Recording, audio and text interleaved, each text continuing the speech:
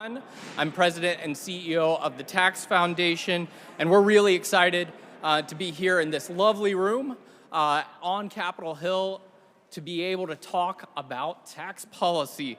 We know that there's all sorts of tariff stuff going on. This afternoon, we're not going to focus on that. We're going to focus on some other, in some cases, as important or sometimes a little less important topics on tax policy, but certainly part of the policy debate that we're seeing. Topics on tax policy, but certainly part of the policy debate that we're seeing.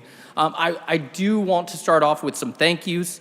First and foremost, I want to thank Dr. Jeff Hoops and Dr. Michelle Hanlon for helping us organize this. UNC Tax Center and MIT Sloan School of Business have been very helpful in thinking through what we can do on Capitol Hill. This is the second time we've been able to organize this conference with them, and I just appreciate the work that they do, their research, teaching, everything in between. It's an honor to be able to work with you all for this event. I also want to thank my team at Tax Foundation who have worked tirelessly to put today's event together.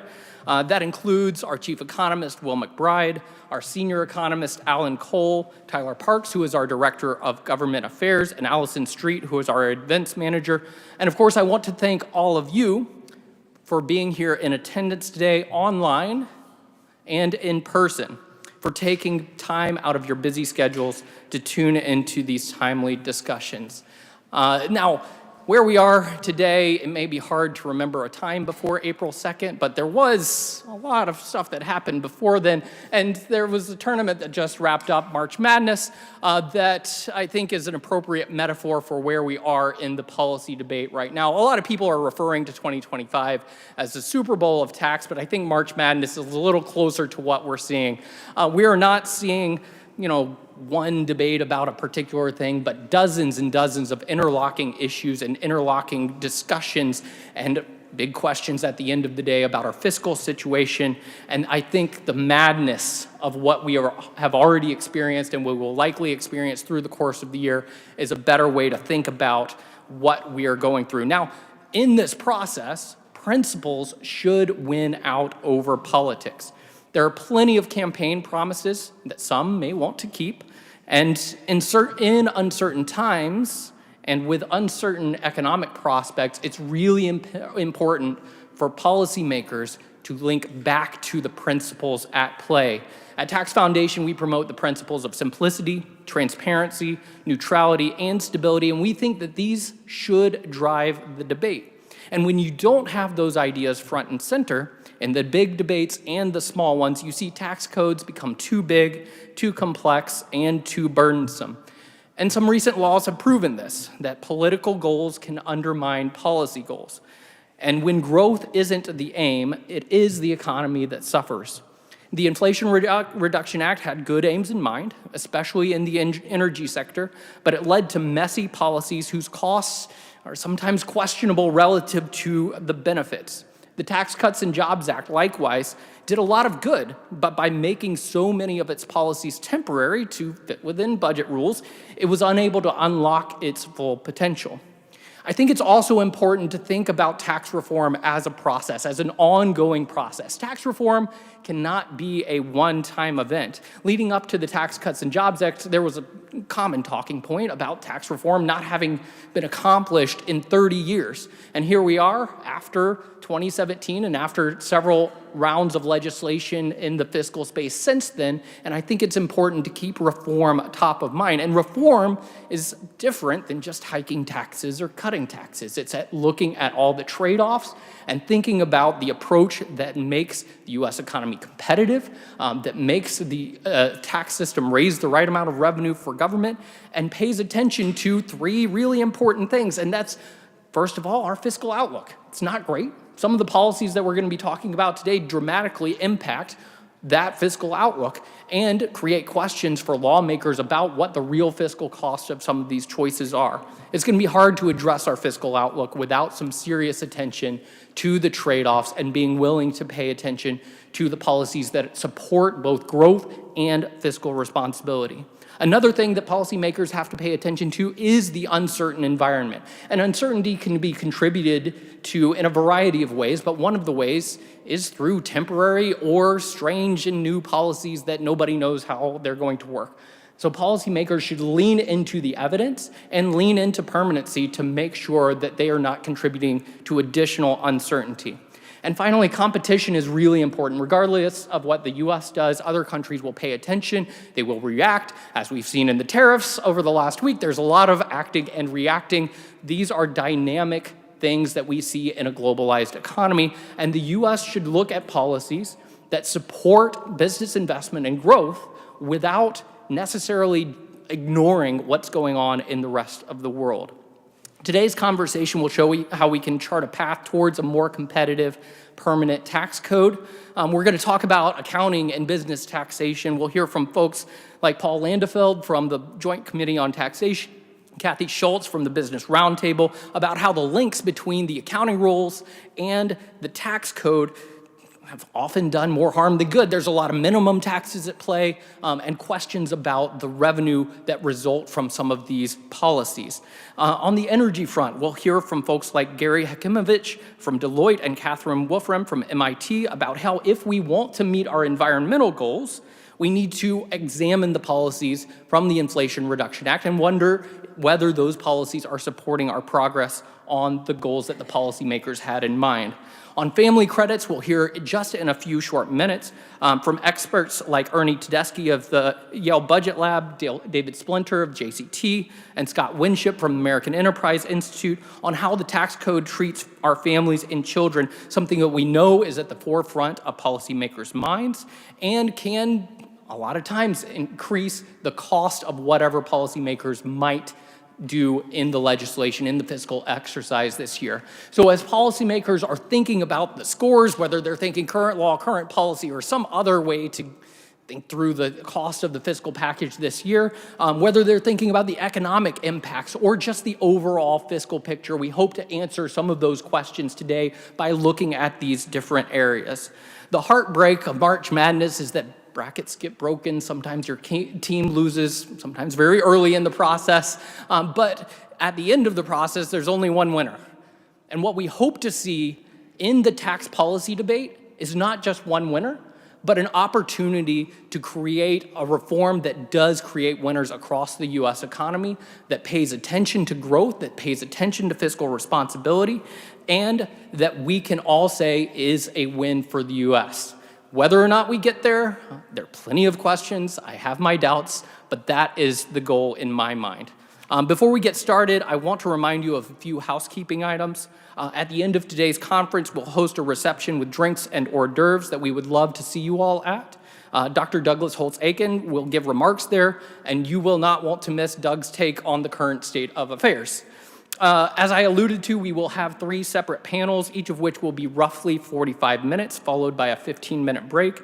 And while we hope that you can stay for the entire day, we know it's a busy time here on Capitol Hill, and you do not need to stay for all of them, but we hope that you can join for the conversation that works closest to the work that you are focused on. And if you have to leave, please come back for the reception again at the end of the day.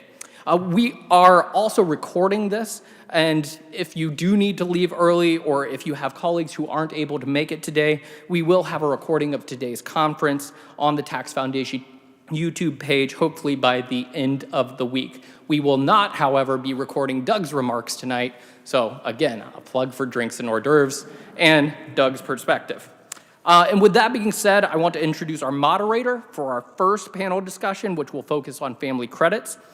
Andrew Lotz is an associate director for Bipartisan Policy Center's Economic Policy Program, where he helps lead BPC's federal tax policy portfolio. Lotz's portfolio and expertise spans a plethora of issues from the child credit to international reforms.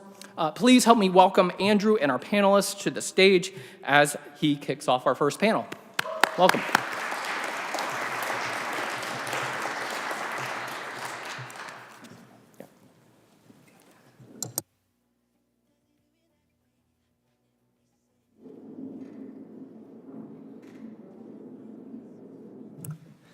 Can everyone hear me okay?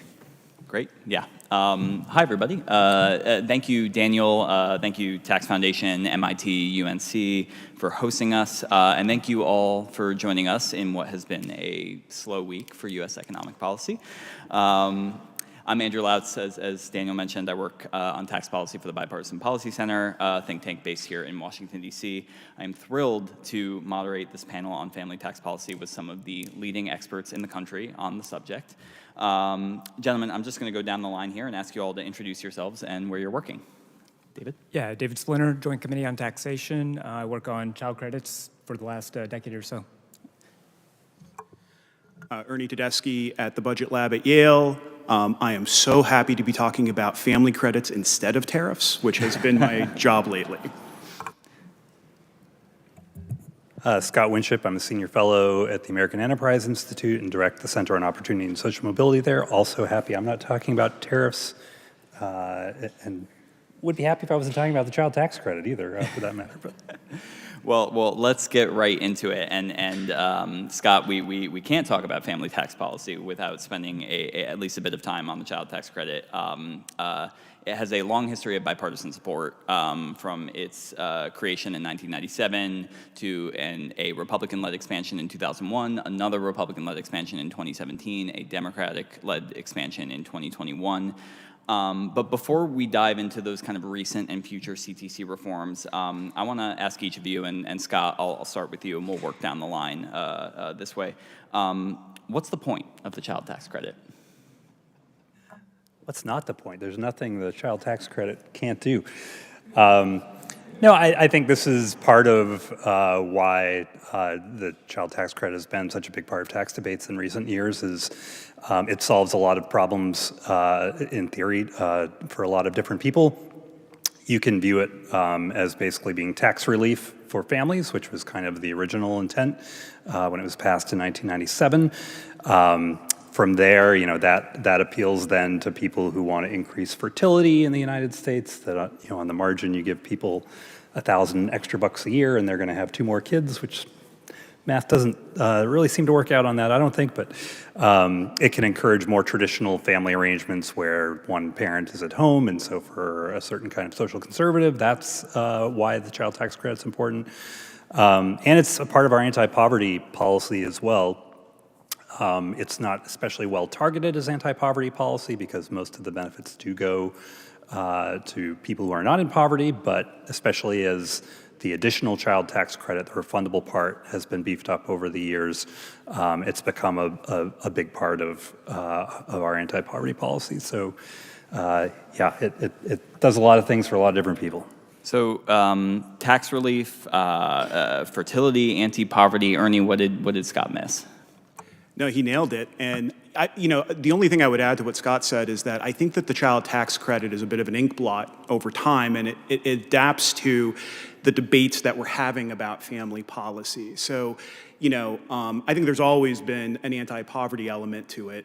When you go back to the Great Recession, especially before 2014, where labor force participation was not yet rising, and there were lots of concerns about that, there was, I think about Francine Blau's seminal work about why America was falling behind other countries in female labor force participation, and it was due to weak family policy. So you often heard the child tax credit being talked about in the context of strengthening American family policy. I think it's no surprise that during the Biden administration, when we had the ARP flavor of the CTC, you heard much more of the anti-poverty language around the CTC. And I think it's no surprise that now that we have more, potentially more of a fertility decline because we are cutting off immigration, that you're hearing the child tax credit brought up more and more in that context as well. Thanks, Ernie. And David, you've been a technical expert in these provisions for decades. Can you go into anything to add to that, and also a little bit on the interaction with dependent exemptions, at least pre-TCJA, because I think that's another important element here. Yeah, I mean, the CTC is kind of a shapeshifter, as you've kind of seen from the other comments. But I think, like you said, it really comes out of historically the dependent exemption. So the dependent exemption started in 1917 and then so far died in 2017. So it's a pretty good run of 100 years. And basically the idea of the dependent exemption was very straightforward, is that, children have costs that have to be borne by the family, and so their ability to pay taxes goes down, and so you give them an exemption. That's pretty straightforward. There wasn't much policy changes with that. It was stuck at $600 for all the 50s and 60s. It was just something that people just didn't talk about much. But basically, there's always a problem with exemptions, and that is they're proportional to your marginal tax rate. So on a dollar basis, they benefit higher income people more. And I think what policy people started to realize is that they wanted to benefit the middle of the distribution, and that was the initial kind of child tax credits kind of policy impact. And then when you added the refundable piece, you got this kind of anti-poverty twist to the CTC. Thanks, David. And I wanted to start with that question because I think it's and I think these answers have kind of highlighted that it's not there's not necessarily one agreed upon definition of what the CTC is for, and I think that is kind of coloring or maybe even overshadowing the debate we're having. Now, Daniel mentioned at the top that a lot of the 2017 Tax Cuts and Jobs Act was temporary. One of those temporary provisions was the law's expansion to the child tax credit. Before 2018, $1,000 per child. From 2018 through 2025, $2,000 per child. If lawmakers don't act this year, CTC drops from $2,000 to $1,000 in 2026. So Scott and Ernie, and maybe we'll start with Ernie this time and then go to Scott. What are the prospects for CTC reform in 2025 above and beyond just extending the current $2,000 per child CTC? And beyond those prospects, I'd like you each to talk about what you want to happen to the CTC this year. So in terms of the prospects to go above and beyond, I mean, there are bills out there that do go above and beyond. It sounds like, though, most of the focus in terms of what is non-TCJA that they're talking about doesn't involve the CTC, at least right now, at least this week. Of course, that could change very quickly. You're hearing a lot of talk around things like no tax on tips, no tax on Social Security, other types of tax provisions like that. Less of a deal around child tax credit. But look, as you've already heard, there is bipartisan support for child tax credit. So there is always that nascent possibility that a deal could emerge to expand it in some way. What I want to see happen, let me put my cards on the table. I am a strong supporter of the child tax credit. But we're going to talk about this too. I also recognize that we live in a unsustainable fiscal trajectory, and we're going to have to make hard choices. Look, as much as I would love to adapt most of the elements of what we did in the Biden administration in 2021, I understand that we have to prioritize. So what I would love to see happen is prioritizing full refundability, first of all, because that's roughly $200 billion over 10 years. That really shores up the anti-poverty piece of it. I will be the first to acknowledge to you that there is a labor force consequence to that, and I think that we need to take steps to offset that, either with the EITC or with changing, other programs in terms of their phase-ins. I think that is very doable, but I think that really punctuates the anti-poverty part of the CTC. Where I've had to retreat on the CTC is I personally really loved the idea of monthly payments, the advanced CTC. Nobody else in America seemed to really like that because participation was poor, and the IRS did heroic work to try to get it out, and we were never impressed with the participation in that. So the reason why I like monthly payments is because there's a distortion when you give people a lump sum when they file taxes. They're more likely to spend it on a large durable good, and that's there are lots of reasons why we have a CTC. I don't think spending it on durable goods is among the reasons, right?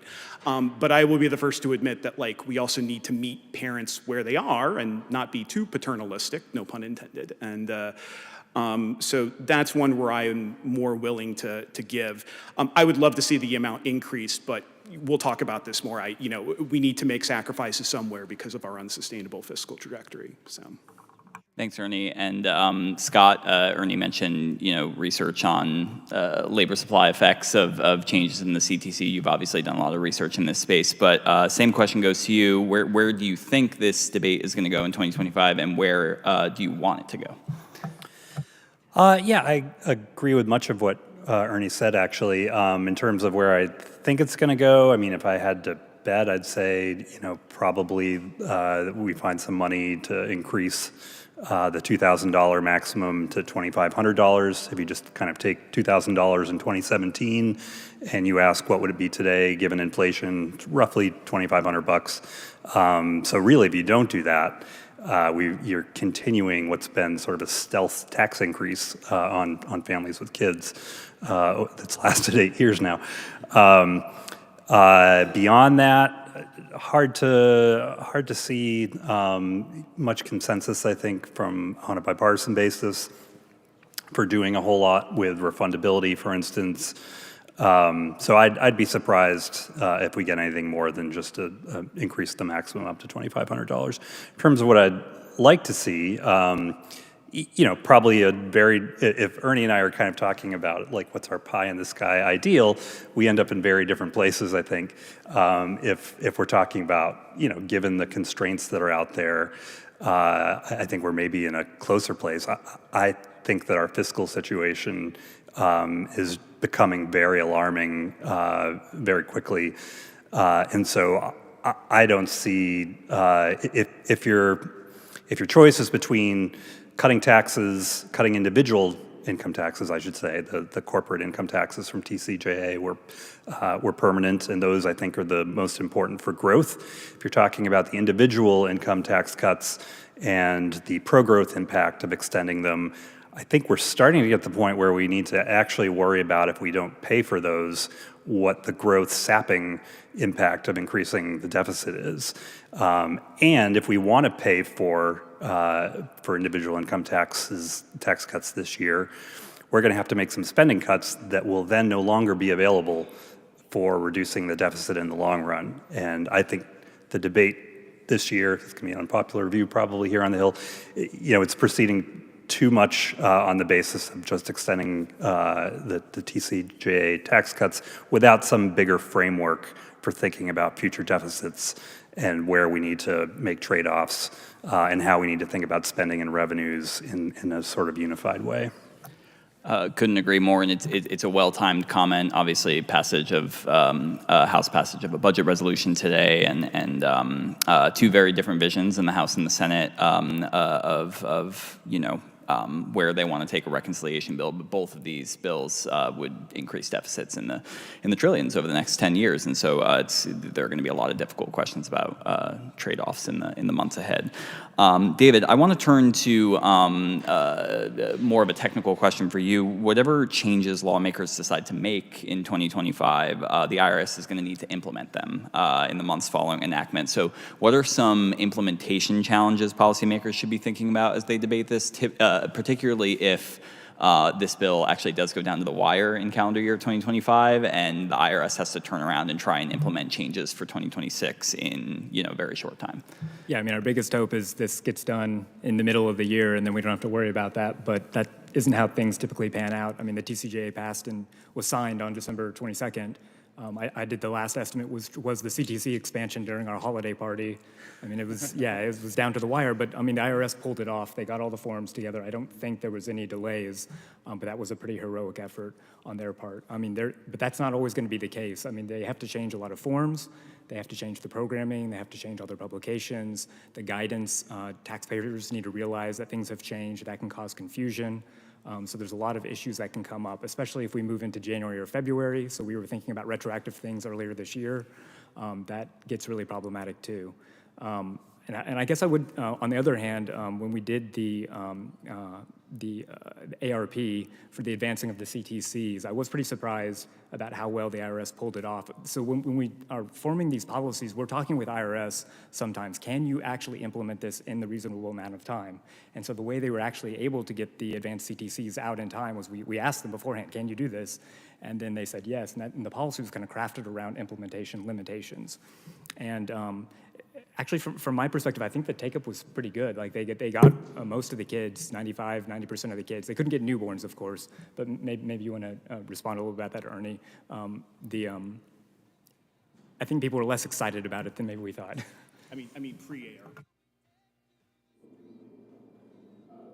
Yeah, I was talking about pre-ARP. The advanced child tax credit was low take-up, was my impression. So, turning back to you guys, Ernie and Scott, the politics have shifted on this in recent years. Obviously Republicans increased the CTC to $2,000, but as we've discussed, that was part of a trade-off with the repeal or the suspension of personal exemptions, including dependent exemptions. Democrats upped the ante, though, to $3,000, $3,600 for children under 6.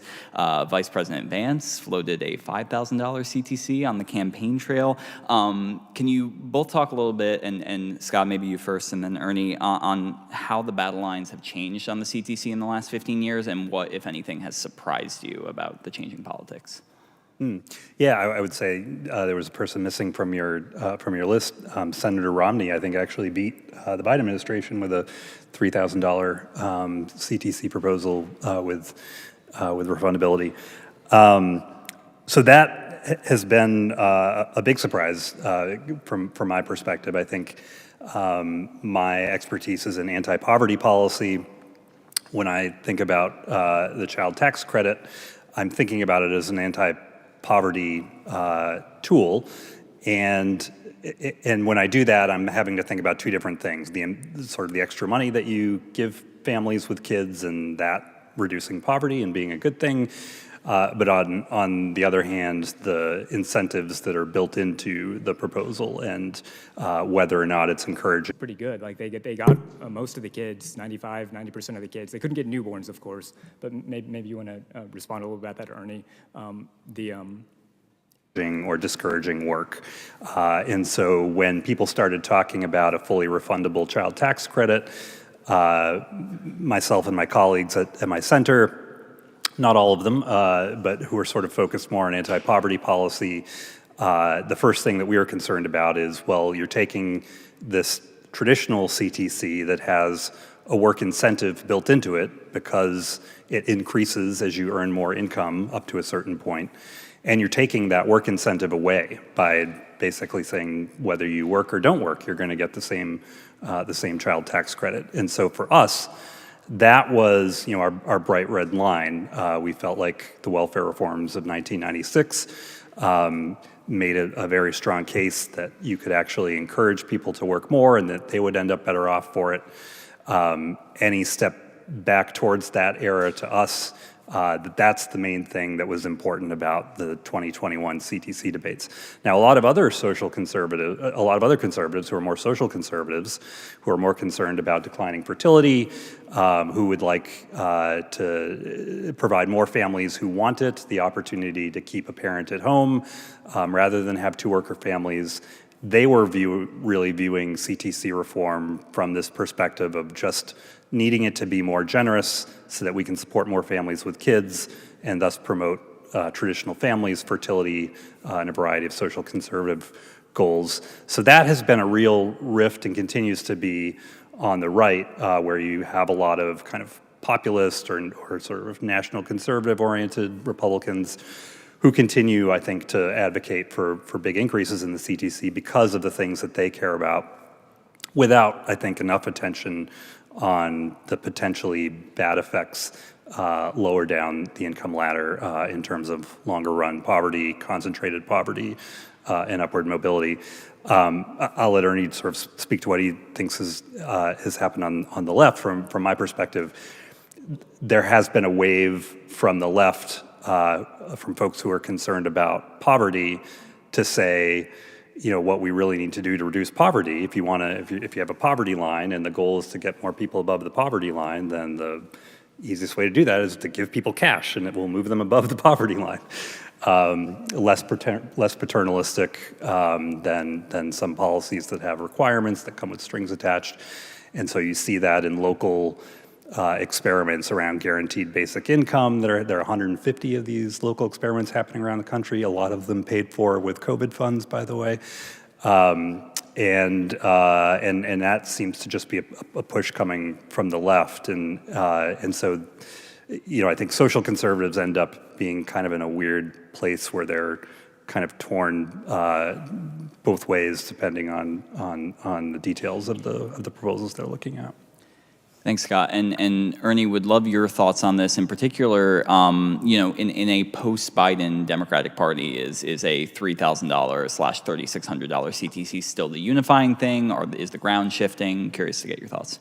I mean, we'll have to see. First of all, I mean, I think a world in which Vice President Vance advances a $5,000 CTC is probably not one that Democrats are going to accept unanswered, right? Like they're probably going to modify and meet it, assuming that that's the administration's policy. I thought one thing that was interesting was that then candidate Trump never really acknowledged that comment from then candidate Vance. So it's not even clear that that's the policy. But if that is the policy, then I think the ground will shift among Democrats. I think on the what Scott described on the right is pretty much what I observed too. And on the left, I think that the debates have very much from the left, from folks who are concerned about poverty, to say, what we really need to do to reduce poverty. If you have a poverty line and the goal is to get more people above the poverty line, then the easiest way to do that is to give people cash, and it will move them above the poverty line. Less paternal. About the CTC, because you have elements of the left that view, their primary goal is to, shore up, work policy, particularly for working women. You have elements of the left that are purely focused on children and, directly, focusing benefits on children. And then you have elements of the left, like Scott said, that are hyper-focused on anti-poverty writ large. And they all have reasons to like the CTC, but then they might disagree on different design elements or different emphases of the CTC. And then you had the 2021 ARP experiment where at least... Thanks, Scott. And Ernie, would love your thoughts on this. In particular, in a post-Biden Democratic Party, is a $3,000/$3,600 CTC still the unifying thing, or is the ground shifting? Curious to get your thoughts. I mean, we'll have to see. First of all, I mean, I think a world in which Vice President Vance advances a $5,000 CTC is probably not one that Democrats are going to accept unanswered, right? Like they're probably going to modify and meet it, assuming that that's the administration's policy. I thought one thing that was interesting was that then candidate Trump never really acknowledged that comment from then candidate Vance. So it's not even clear that that's the policy. But if that is the policy, then I think the ground will shift among Democrats. I think on the what Scott described on the right is pretty much what I observed too. And on the left, I think that the debates have very much mirrored the confusion is too negative a word, but the various goals that we've already described about the CTC, because you have elements of the left that view, their primary goal is to, shore up, work policy, particularly for working women. You have elements of the left that are purely focused on children and, directly, focusing benefits on children. And then you have elements of the left, like Scott said, that are hyper-focused on anti-poverty writ large. And they all have reasons to like the CTC, but then they might disagree on different design elements or different emphases of the CTC. And then you had the 2021 ARP experiment where, at least, especially among the anti-poverty advocates on the left, they had a great talking point coming out of it, right? Which was the 1 year very stark reduction in both census poverty and supplemental poverty that occurred, or I guess just supplemental poverty that occurred after the CTC was expanded, that has not totally been resolved yet. One thing I'll say is that the way that I tried to get the Biden administration to talk about it, and I was never successful, and you'll see why in a second, is, I think of parenting as a market failure in a second, not actual parenting, but the fact that parenting is this high return on investment activity that is completely unpaid, right? And we want parents to devote time to parenting, and yet there is absolutely no direct compensation for it. And so I always viewed the CTC as a way of correcting that failure in the market. Now, the limitation to that line of thinking that I will be the first to admit, and the reason why it's not totally satisfying to me, is like, where do you draw the line then in that? Or like, what is the compensating level at which you have, reached an equilibrium and, adequately compensated parents for what they are not getting? I don't have a great answer to that. And what I don't like is this sort of bidding war, among CTC proposals going up, right? Which, as somebody who likes the CTC, like, part of me thinks that's great, but, the economist in me says, like, okay, we need to, like, ground this debate in actual principles in economics. And, I haven't seen great evidence for why it needs to be a $5,000 CTC other than $5,000 is greater than $3,000, right? So, and again, and we're going to talk about this much more, but you've already heard it, like, this debate is happening in the context of an unsustainable debt trajectory. And so it's like, no, like, we should not be talking about it in those terms. So, anyway, so I think that's the state of the debate on the left right now. Thank you, Scott and Ernie. I think it highlights, we were talking at the beginning about how the CTC is different things to different people. It's not just one thing to Republicans and one thing to Democrats, but it's lots of different things to different Republicans and lots of different things to different Democrats. We've got about 25 minutes. We're going to spend the rest of the time talking about substitution elasticities for secondary earners. No. We're going to move on to the earned income tax credit. Scott, let's go back to you, but talk a little bit about the EITC. So it's become something of an overlooked element to family tax policy in recent years. Obviously, a much larger credit for workers with children than for childless workers. What are the prospects for EITC reform in a 2025 tax bill, and should lawmakers be giving this more attention than they are right now? Yeah, so I think the prospects for reform this year, as far as I can tell, nobody's talking about EITC reform. If CTC reform happens, that will absolutely happen before EITC reform happens. So I don't see anything likely to change this year.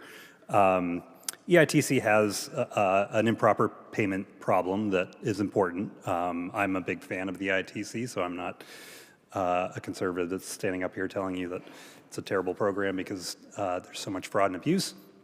But it's got a pretty big improper payment problem. I think if we do anything this year, maybe it'll be something to do with that. Should lawmakers be giving the EITC more attention? I think so. Again, not to be a broken record, with the caveat of like what we can actually afford to do. I think the EITC caveat of like what we can actually afford to do. I think the EITC is maybe the most important anti-poverty program that we have because it increases income and reduces poverty while encouraging work and self-sufficiency. And it does a lot of what the refundable child tax credit is intended to do. To some extent, they're kind of duplicative. That certainly wouldn't be the case if you made the CTC fully refundable. But the EIT has been around for a long time, since the mid-'70s. It's been pretty big since the early '90s, since Bill Clinton expanded it.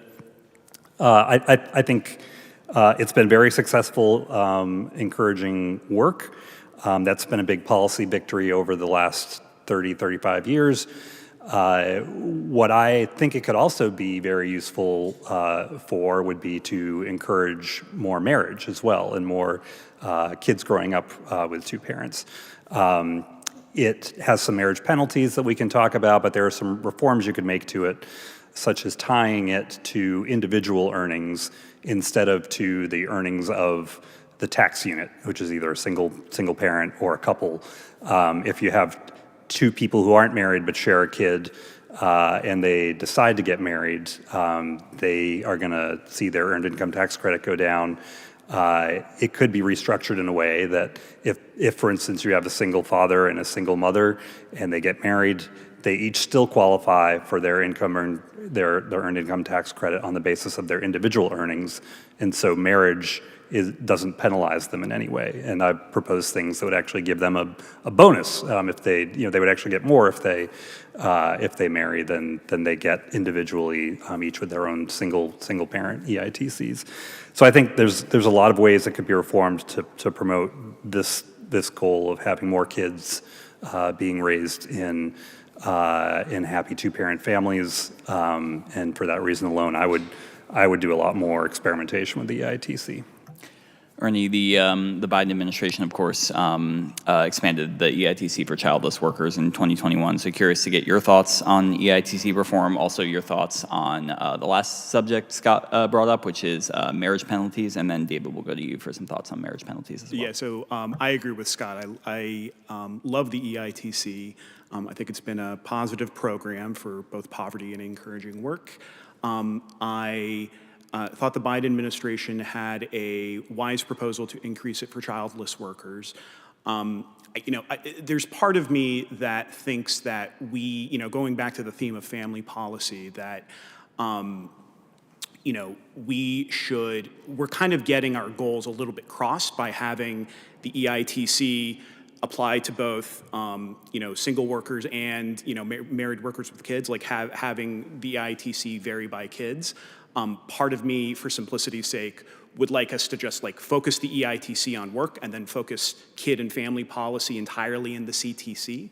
But I understand that, we live in reality and that there is a way, there's a way that we can wield the EITC to achieve both goals. I'm sorry, what was the last part that you wanted me to address? Marriage penalties. Oh, marriage penalties, yes. And I think that there are all sorts of, non-sexy, small bore things in the tax code and in our benefit system that we can use to improve welfare and encourage work and, help help conservative goals with family formation, help goals on the left with anti-poverty, et cetera. And marriage penalties are one of those things. So so the idea that when you get married, you're put into a higher tax bracket and you end up owing more as a result of that. That is a product of the way that our tax system is set up. I think that there should be ways of addressing that.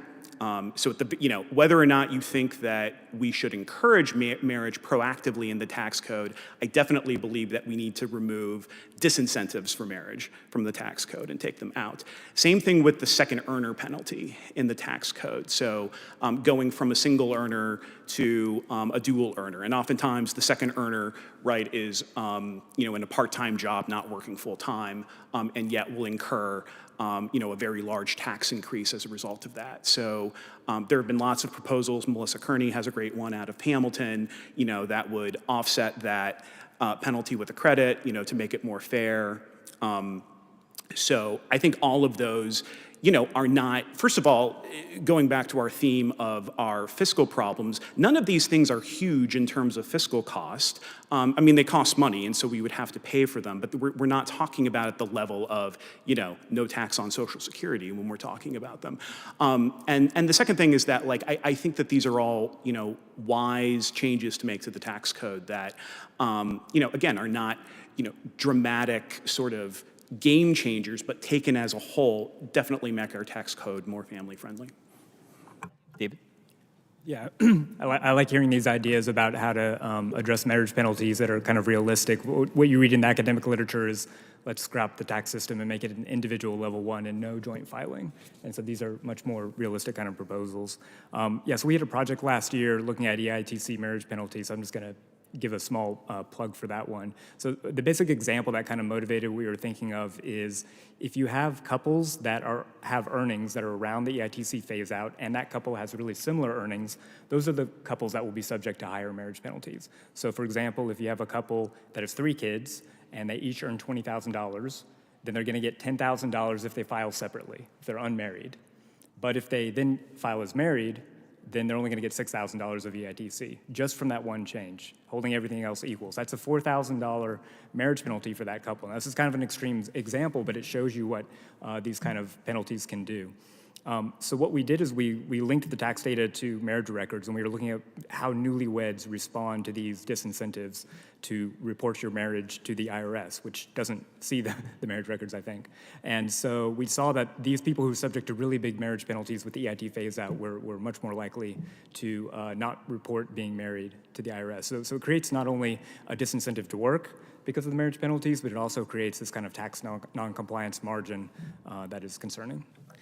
I think this is one of many things that highlight the complexity in the code and the unintended consequences of all the levers that are being pushed and pulled when lawmakers are trying to negotiate tax policy and change the tax code.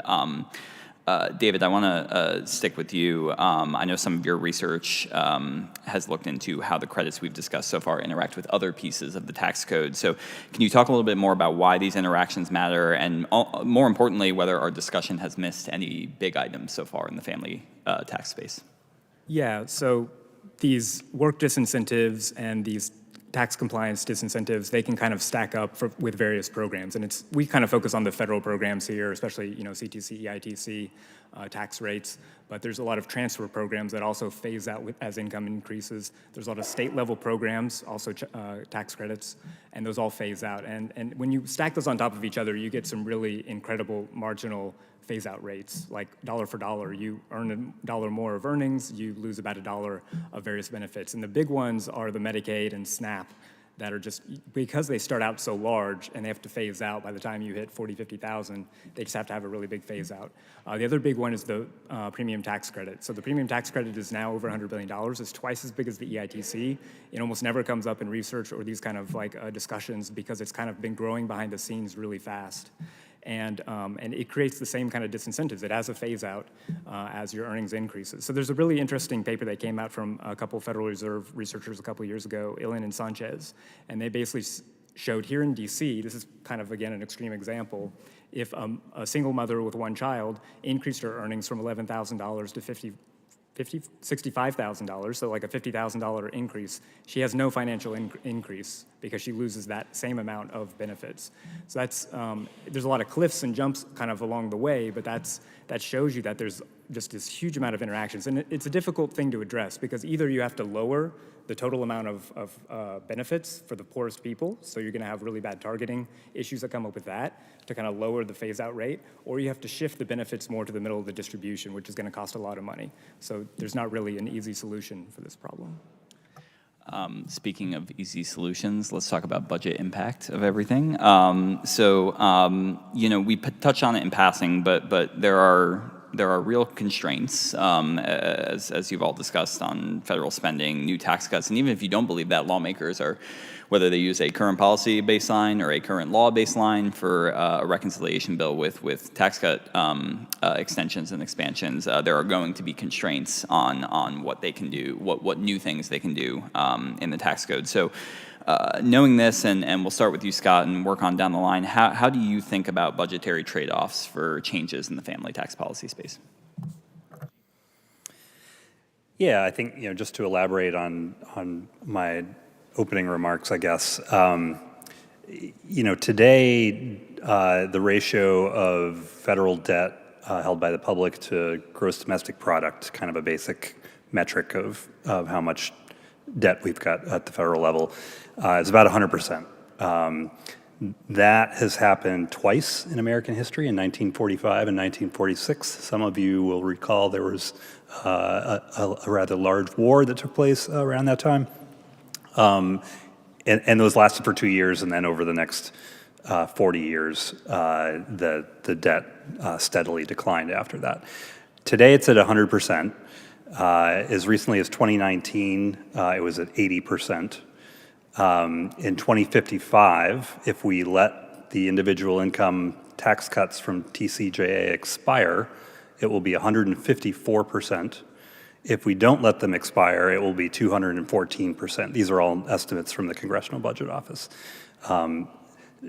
214% you should not take seriously as something that is ever going to happen. Like something really, really bad will happen before it ever gets to that point. So this is really just a signal that like this cannot go on. We currently spend more on debt payments for interest on the debt than we spend for the entire budget for kids at the federal level. We spend more than we spend in the entire Department of Defense, I think, at least the amount that the public knows about.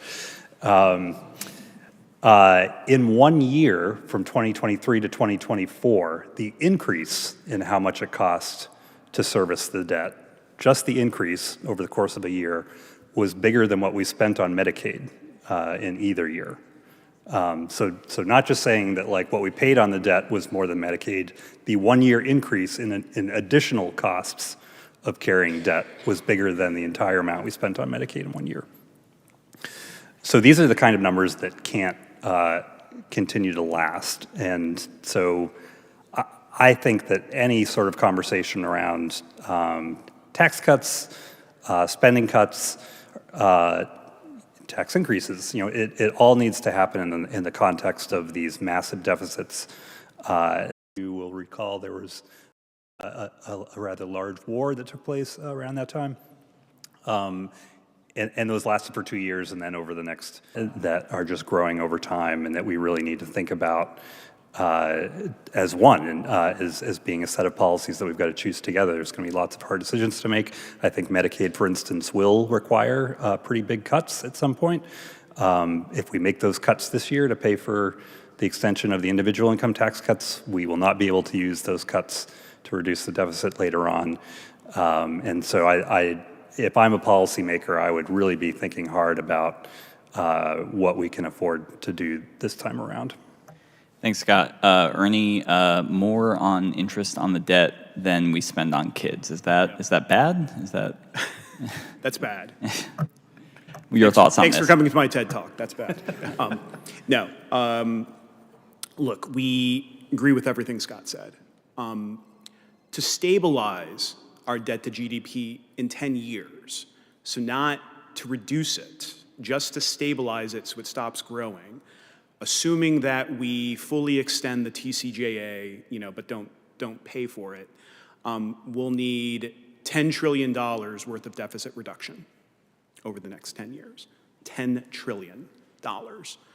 And that can come in the form of spending cuts, tax increases, whatever, but we need $10 trillion. We've never had fiscal consolidation of that magnitude before. So that would be the 1 year increase in additional costs of carrying debt was bigger than the entire amount we spent on Medicaid in 1 year. So these are the kind of numbers that a unique challenge. The years after World War II that Scott alluded to were mostly driven by economic growth. That's why debt to GDP fell. I mean, there was demobilization, but there was also economic growth that drove it. And there's a fair amount of favorable economic conditions. Spending cuts, tax increases, it all needs to happen in the context of these massive deficits that are just growing. Outpace interest rates. But if there are feedback effects between rising debt and interest rates, there's a very good chance that interest rates could gradually rise and then flip above growth. And then debt becomes very unsustainable after that. Then you start seeing what we call a convex year to pay for the extension of the individual income tax cuts. We will not be able to use those cuts to reduce the deficit later on. And so if I'm a Elon Musk rocket ship. So we need to get started, on that $10 trillion. I mean, we could get started by not extending the TCJA, but that's unrealistic, and also I don't think we want the economic slowdown that's going to come from that this year. And I also think it's also valid to say, why don't we start with where our tax code is now and work backwards and kind of figure out the ideal tax code that we want, that raises the revenue that we think is appropriate. And that's fine, but we need to get to 10 trillion somehow. The reason why this is relevant for child policy I advocate for an expansion of the CTC because I think compositionally, we don't pay enough attention to child policy. And that, if I'm being perfectly honest, I think we devote too much of our resources in the federal government toward seniors and too little toward children. And I would want to shift that. And I understand that that's not the most politically popular position, especially in this building. But shifting the composition, right, means you got to pay for increasing the CTC or increasing, changing marriage penalties, eliminating the second earner penalties. All of that stuff costs money. Even the small bore stuff I was talking about before, that doesn't cost a lot of money. It's non-zero, and we're in a world where we need to come up with, roughly $10 trillion over the next 10 years. So everything, there's a very good chance that interest rates could, gradually rise and then flip above growth. And then debt becomes very unsustainable after that. Then you start seeing, what we call convex shape, right, where it's like an unsacrifices here. And think about the ways in which we're not going to get our idealized policy. So, I think it's still in an environment where the federal government can emphasize, on that $10 trillion. I mean, we could get started by not extending the TCJA, but that's unrealistic, and also I don't think we want the economic slowdown that's going to come from that this year. And I also think it's also valid to say, why don't we start with where our tax code is now and work back about what we're willing to sacrifice to get that extra. David, would love to get your thoughts on this, and in particular, if you could talk a little bit about, specifically with the expiring Tax Cuts and Jobs Act provisions, the budgetary trade-offs of the child tax credit and the suspension of dependent exemptions if lawmakers choose to continue that trade-off. Yeah, I mean, the JCT and our colleagues at CBO, we started doing estimates 50 years ago for just this reason. Like when we have a $10 trillion kind of hole, we need to have pretty good numbers to realize what all the policies are doing. And I mean, before that, they were just kind of shooting in the dark or relying on the executive branch, which kind of could meddle with the numbers. And so the way it plays out is we're doing a lot of estimates that are confidential, and policymakers are thinking about how to tweak various policy ideas. The way this could happen is faster phase-outs, quicker phase-outs, lower credit amounts, lower deduction amounts. That would be the way that they would address kind of behind the scenes these policies to make them have less of a deficit impact. Thank you, David. In our last minute here, Scott and Ernie, I want you to fill in the blank on this. In 2026, the child tax credit will be blank per child. Scott? $2,500. Ernie? Yeah, I agree, 2,500. All right. We have some consensus there. So unfortunately, that's all the time we have for this panel today. Thank you to Tax Foundation, UNC, MIT. Please join me in a round of applause for our panelists.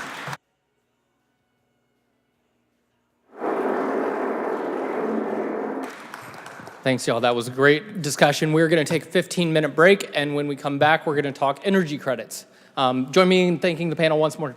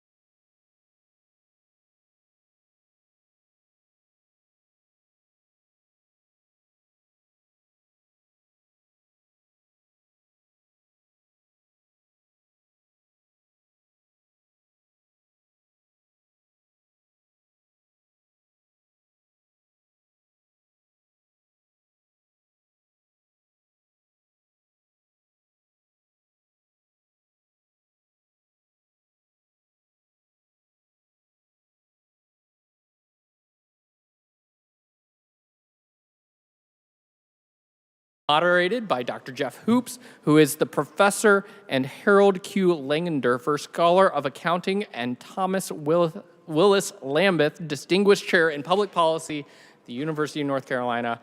And I'll invite him and the rest of the panel to the stage, and we'll get started.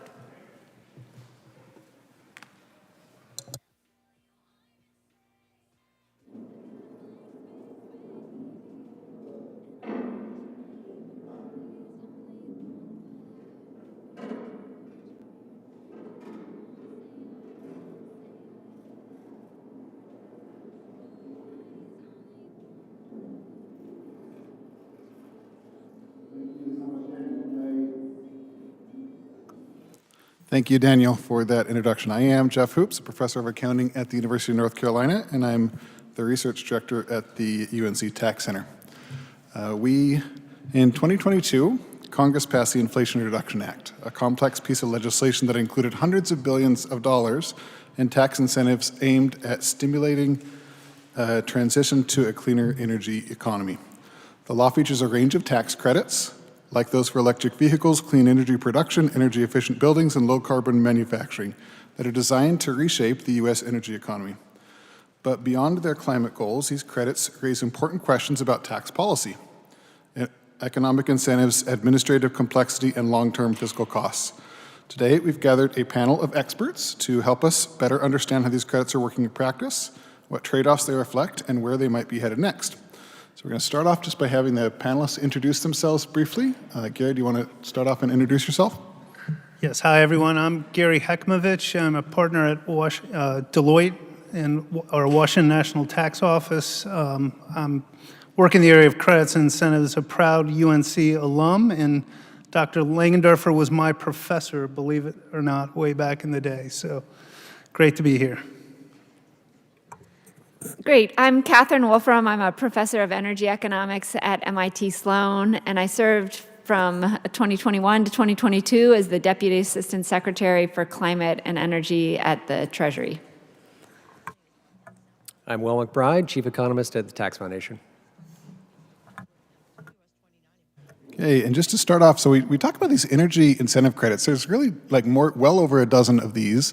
So I just want to start off by having Gary, you deal with these credits on a day-to-day basis. You have clients that are claiming these credits. Just can you go through a line and just tell us an example of some of what these actually are, their names, and what they're intended to do? Yeah, thanks, Jeff. So the IRA actually added 10 new tax credits to the code and modified a bunch of other tax credits. But I like to talk about them and put them in 5 basic buckets. Bucket number 1 is a production tax credit for electricity production. We've had that credit for a long time in the code. That's the Section 45 credit. That credit incentivizes renewable energy resources being used to produce electricity, wind, solar, geothermal, hydro, et cetera. In the IRA, we have a transition to a tech-neutral electric production tax credit, that otherwise known as the tech-neutral credits. That's the 45Y credit. The 45Y credit itself, as part of IRA, is very long-term in the code. Most times we've had very short-term extensions of the code of these provisions. That credit doesn't expire until the later of 2033 or when the U.S. hits a certain greenhouse gas emissions reduction, which projections right now are the 2040s. So right now, that's one of the major baskets of credits. The second basket of credit is the investment tax credit. Very similar, there's a basket of investment tax credits for the production of electricity from renewable resources or zero-emission greenhouse gas technologies. This again includes wind, solar, geothermal, hydro, et cetera. And so the investment tax credit and the production tax credit are sort of companion credits. And again, both of these credits go until at least 2033 under current statute and much longer. Those make up a lot of the budgetary costs of the IRA. The third bucket is we have a third production tax credit, the Section 45X credit. That didn't exist before IRA. That's a particular credit to incentivize domestic manufacturing for components that are used for wind, solar, inverters, battery storage, and then certain critical minerals that are used in those industries. That's another production tax credit, very long term, goes to I think 32. That's the third big bucket. The fourth big bucket are very specific technology. We like to call them the molecule credits. There's a clean hydrogen production credit. There's a zero-emission nuclear production tax credit. There's a carbon sequestration credit. And then the last bucket, I just call the cats and dogs. That's like everything else. We have a number of electric vehicle credits, and this is the one you've probably read the most about in the news, or maybe some of you are driving electric vehicles. Also for infrastructure, and eventually beginning of this year, we have a clean fuel production credit. So it's the alphabet soup of credits. So, I mean, the goal of these credits obviously was to help reduce carbon emissions, among other goals. And it seems like in general, with the tax code, if you want to use the tax code to accomplish something, you think there's something bad happening, like too much carbon, you can either provide a whole bunch of incentives to stop doing the bad thing, you can help people do things that will create less carbon, or alternatively, you could just tax the bad thing directly. Catherine, could you just like explain like the pros and cons of using the carrot versus stick approach to accomplishing things through the tax code? Sure, happy to. I will start with subsidies. I think the main advantage there is really political, and that is that people like much better to receive checks from the government than they like writing checks to the government or paying taxes in any way. On the minuses, maybe I'll get into those when we talk about the pluses for taxes. So the pluses for taxes is that they raise money. I know that's going to be a topic of this panel's discussion, and by contrast, the subsidies cost money. So, for instance, are being discussed now as part of the spending pay-fors with the tax cut extensions. The second advantage of taxes is that they're really more direct than subsidies. So in kind of a theoretical textbook sense, you can tax the good, tax the bad or subsidize the good. But what we're really subsidizing are things that are kind of related to decarbonization, but aren't exactly, except in some special cases, taking tons out of the air. So as just one example, we are subsidizing, as Gary mentioned, electric vehicle purchases. But what you really want to subsidize is people buying electric vehicles when they would have bought an internal combustion engine anyways. If they would have already bought an electric vehicle, then you're just kind of spending money if you're subsidizing them. And secondly, you want to incentivize people who would have driven that electric or that internal combustion engines in a lot. If it's just kind of a second car, their electric vehicle, and they're not going to drive it that much, it's not as effective. So, it's just an example of how we're subsidizing something that's close to what we're after, but it's not exactly. Whereas putting a price taxing carbon emissions, that's exactly what we're after. And I'd say the third advantage of taxes and carbon pricing is that it really aligns, or it would align the U.S. with the rest of the world. The whole rest of the developed world has carbon pricing of some form. Many countries are considering it. Basically in the G20, all but 3 countries either have a carbon price or, in the case of India, are kind of actively discussing it. And the 3 countries that don't are Russia, Saudi Arabia, and the US. So, I think to align with the rest of the world, since this is really a world problem, then a price on emissions works much better than subsidies. So do any of you have any thoughts why the U.S. has gone this particular route of being very pro-subsidy, whereas the rest of the world seems to be happy to tax carbon? Any thoughts from any other panelists on that? Well, neither do we have a VAT, and I think we're the only developed country without a VAT. The VAT is actually, a value-added tax is the largest source of revenue in most developed countries, so we're missing a really major revenue source there. So I think it's the same phenomenon. We are apparently a rather anti-tax country, it appears.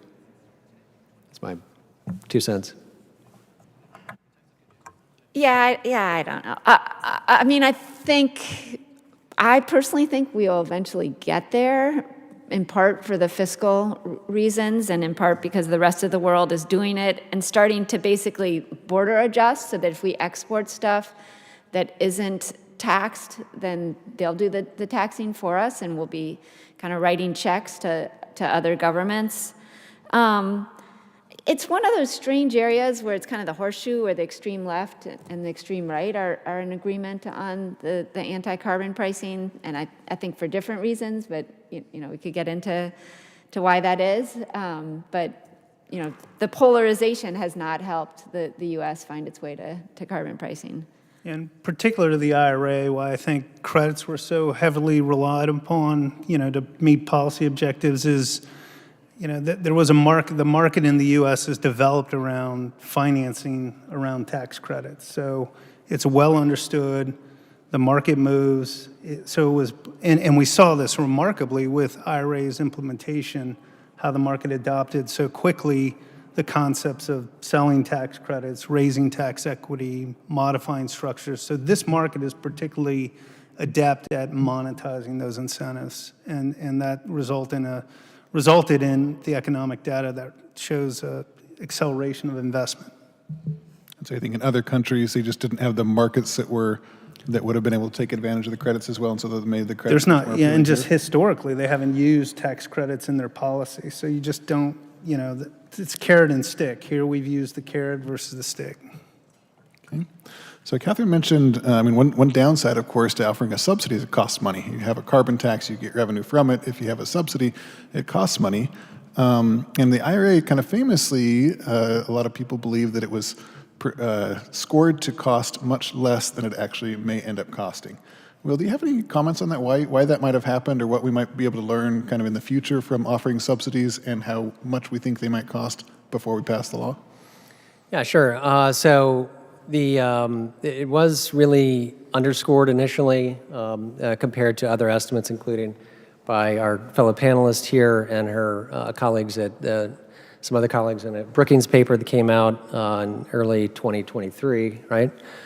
But just to give you quickly on the magnitude we're talking about here, it's not just that this was a small budget item, this became a very large budget item. Basically, the initial estimate by the Joint Committee on Tax was $270 billion for all of these credits over 10 years. And the estimates in less than a year, over several months, various estimates came out, including by the JCT, came out with revised estimates about 9 months later, indicating the cost was closer to $1 trillion. So $270 billion up to $1 trillion in less than a year, something like that. There's also quite a wide range of estimates, and including in some of these studies by Catherine and your fellow co-authors provide a range of estimates that is incredibly wide. I believe the range of estimates you provided in your paper was about 240 billion at the low end, so even a little less than what JCT originally estimated, and at the high end, just over $1 trillion, I believe. So incredible range of estimates here. So why such a range of estimates? And I think it comes down to really two major factors, many factors, but two major ones to focus on. We heard Gary discuss some of the details of these policies, okay, very high level, but I think we quickly get the sense these are complicated policies, right? They have actually a lot of novel features. Gary mentioned the transferability. You can sell the credits. There's new markets being created. That to some extent existed before through tax equity deals, but this is sort of supercharged version of that. But then we have the option to elect to receive the credits as direct pay, including non-taxable entities, state and local governments, nonprofits. So this is really quite a novel feature. I don't know of any other precedent like this in the tax code. So trying to estimate, all of these complicated features, these are tax features, is very challenging. And I've just scratched the surface on the elements of each of these credits, very complicated, contingencies, bonus credits for doing various things, using certain types of labor, prevailing wage requirements, apprenticeship requirements, domestic content requirements, et cetera. But really more fundamental is these technologies are complicated, right? Very uncertain about the future of these technologies, electric vehicles. There's an industry out there trying to figure out, what is the future of electric vehicles. Nobody knows, including the Joint Committee on Tax, right? I mean, you can't really blame JCT. Think about their situation, just to give you a brief idea of the legislative situation they were dealing with.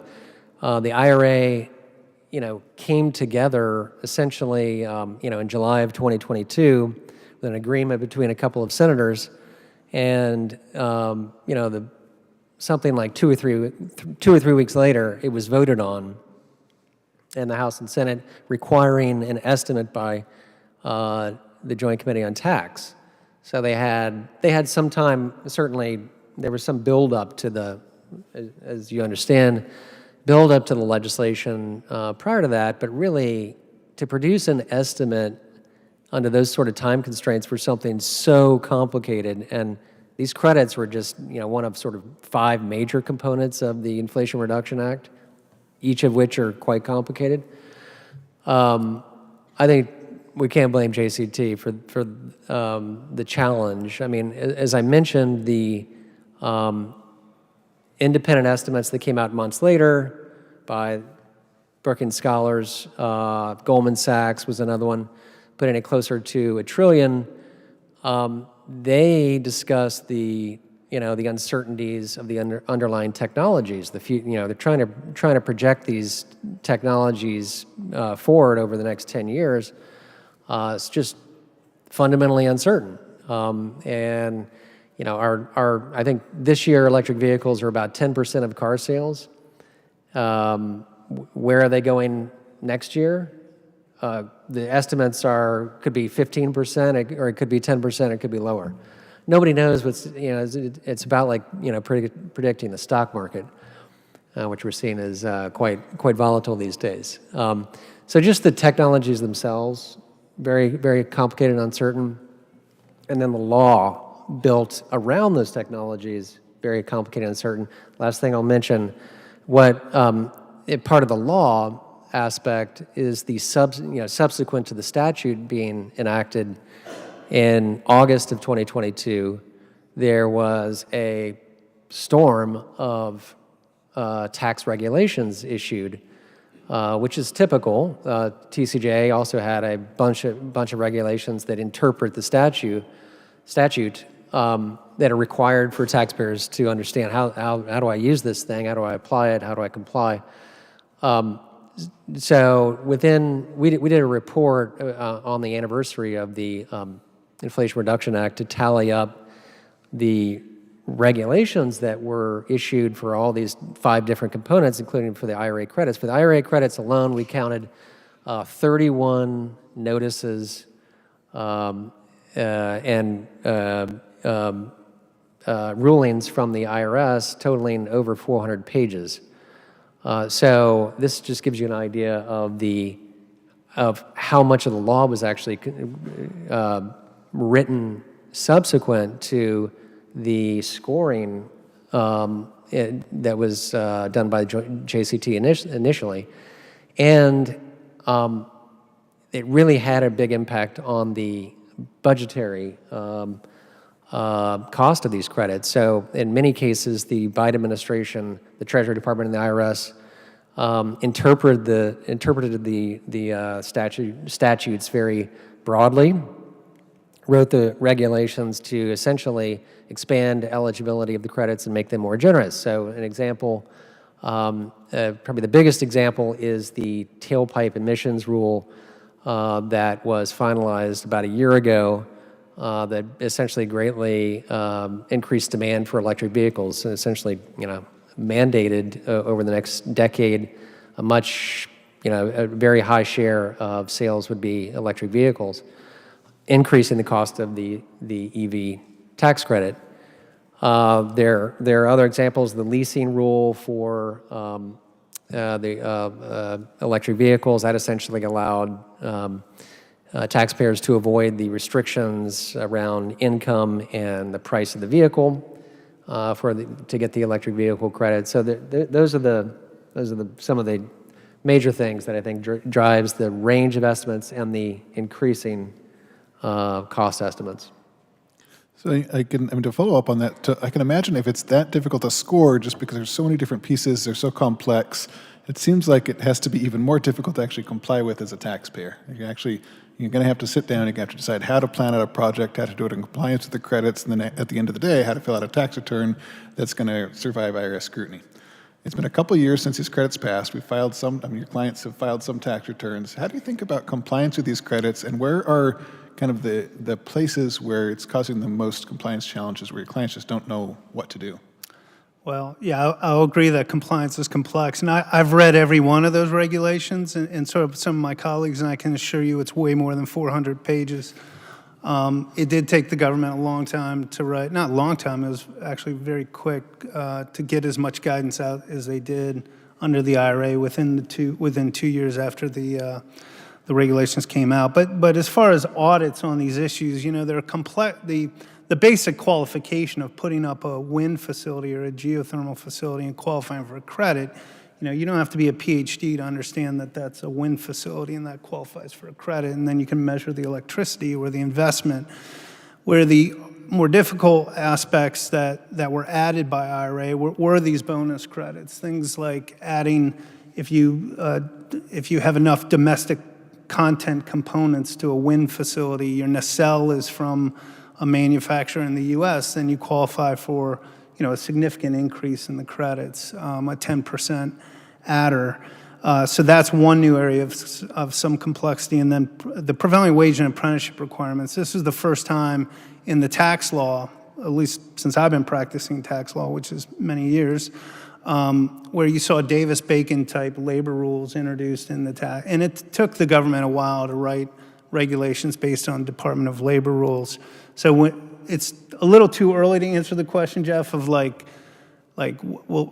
just compliance issues. The IRS is still in the early stages. The projects that were completed and placed in service qualifying for these credits are just starting to get audited now. But I will say that one aspect of it that makes me confident that audits are going to go fairly well is the fact that a large sector of these credits are being transferred, bought and sold, tax equity structures. And this is the private market essentially pre-auditing the transaction. That's exactly what happens. If anyone's ever worked on a tax credit deal, you get a stack of documents this big, there's one sales agreement that's much smaller, and someone's got to get confident that those credits are real. And it's all these rules that we're talking about here. So the industry really kind of mobilized quickly, and I don't think we're going to have significant issues. The areas that people are most worried about is prevailing wage and apprenticeship. Those rules are complex. Step-up transactions. If you have a credit based on investment in a project, if you build it for $100 and you sell it from a development arm to an operating arm for $120, you get a credit on the $120, not the $10. So valuation issues, and then domestic content.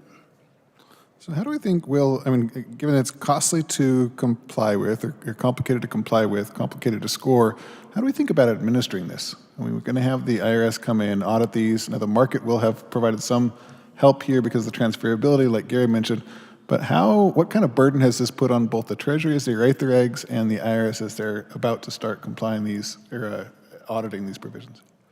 Well, I would love to talk to whoever is the division at the IRS, the folks in that division who are responsible for this area. I think it's the flip side of the taxpayer compliance challenge. The IRS has to administer these credits. They have to, their first step in the process is to issue all these regulations to interpret the statutes. Which mentioned more than 400 pages in the first year, and it looks like that pace basically continued for the next year and a half of the Biden administration. The regulatory process continues. I think it was just last week the IRS issued guidance for car dealers to retroactively register EV car sales into a special portal the IRS set up for this purpose. That's because apparently without that, many dealers were not registering their EV sales. They had like a 3-day period to do it, and they failed to do that in many cases, and then the individual taxpayer would go in and file their taxes to try to get their credit. This is a $7,500 credit, by the way, matters. And they found that they couldn't get the credit. It wasn't registered with the IRS. So now, I mean, it's these sort of things. The IRS, there's somebody at the IRS, probably many people, devoted to, understanding in some detail these complicated technologies, the energy sector more broadly. I don't know if the IRS had that sort of expertise, but maybe they do now. They had to probably do some hiring, I imagine. But beyond that, there's the ongoing process. You mentioned auditing, the ongoing process of not just auditing these taxpayers, but collecting the information to not just to build the case for audits or assess, what needs to be audited, what doesn't, but to do this more automated process of checking to see that taxpayers are complying properly. And so there's a lot of information reporting. Gary, I think you probably are on the other side of this. Sending the forms into the IRS, having taxpayers, rather the IRS having to set up these portals. And I'm not sure how many portals there are out there. If there's a portal for every credit, I don't know. Or if there's sort of more, you can sort of enter information for multiple credits in one portal, but there was a lot of that going on, sort of software development efforts by the IRS to administer these credits. So the IRS has to verify eligibility, along with all these eligibility rules and restrictions, on income, price of the vehicle I mentioned for the EV credits, all these other, the bonus credits and their requirements. The IRS has to validate all that information. That means collect the information, then validate it. On transferability, Gary knows that IRS requires the buyers and sellers to register the credits with the IRS. So this is again, there's sort of, this is this must be a very intensive project to develop something like that for the IRS, a revenue collection agency trying to essentially do something like a market brokerage would be doing.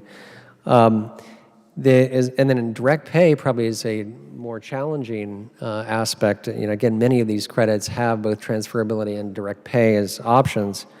For direct pay, the IRS has had to develop a new process to manage requests for direct payments from a range of untaxed entities, many of whom do not file tax returns. Nonprofits, some nonprofits do file tax returns actually, but other, I think some of them do not.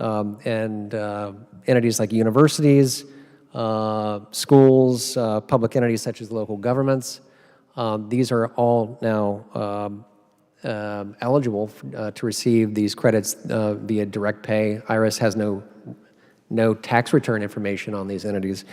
Last thing just to note that the IRS is doing all these new things under pretty severe budget constraints. They had one of the 5 components of the Inflation Reduction Act was big boost in the funding for the IRS, which was definitely needed given the complexity involved in these other 4 components. About $80 billion was given to the IRS.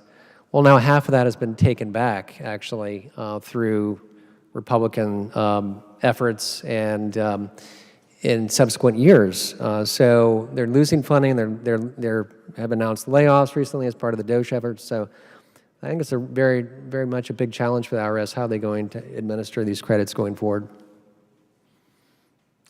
So, Catherine, we've talked about how, this is complicated to know how much credit would get used for all these different credits because you can't, it's difficult to forecast the EV market, for example, going forward, et cetera.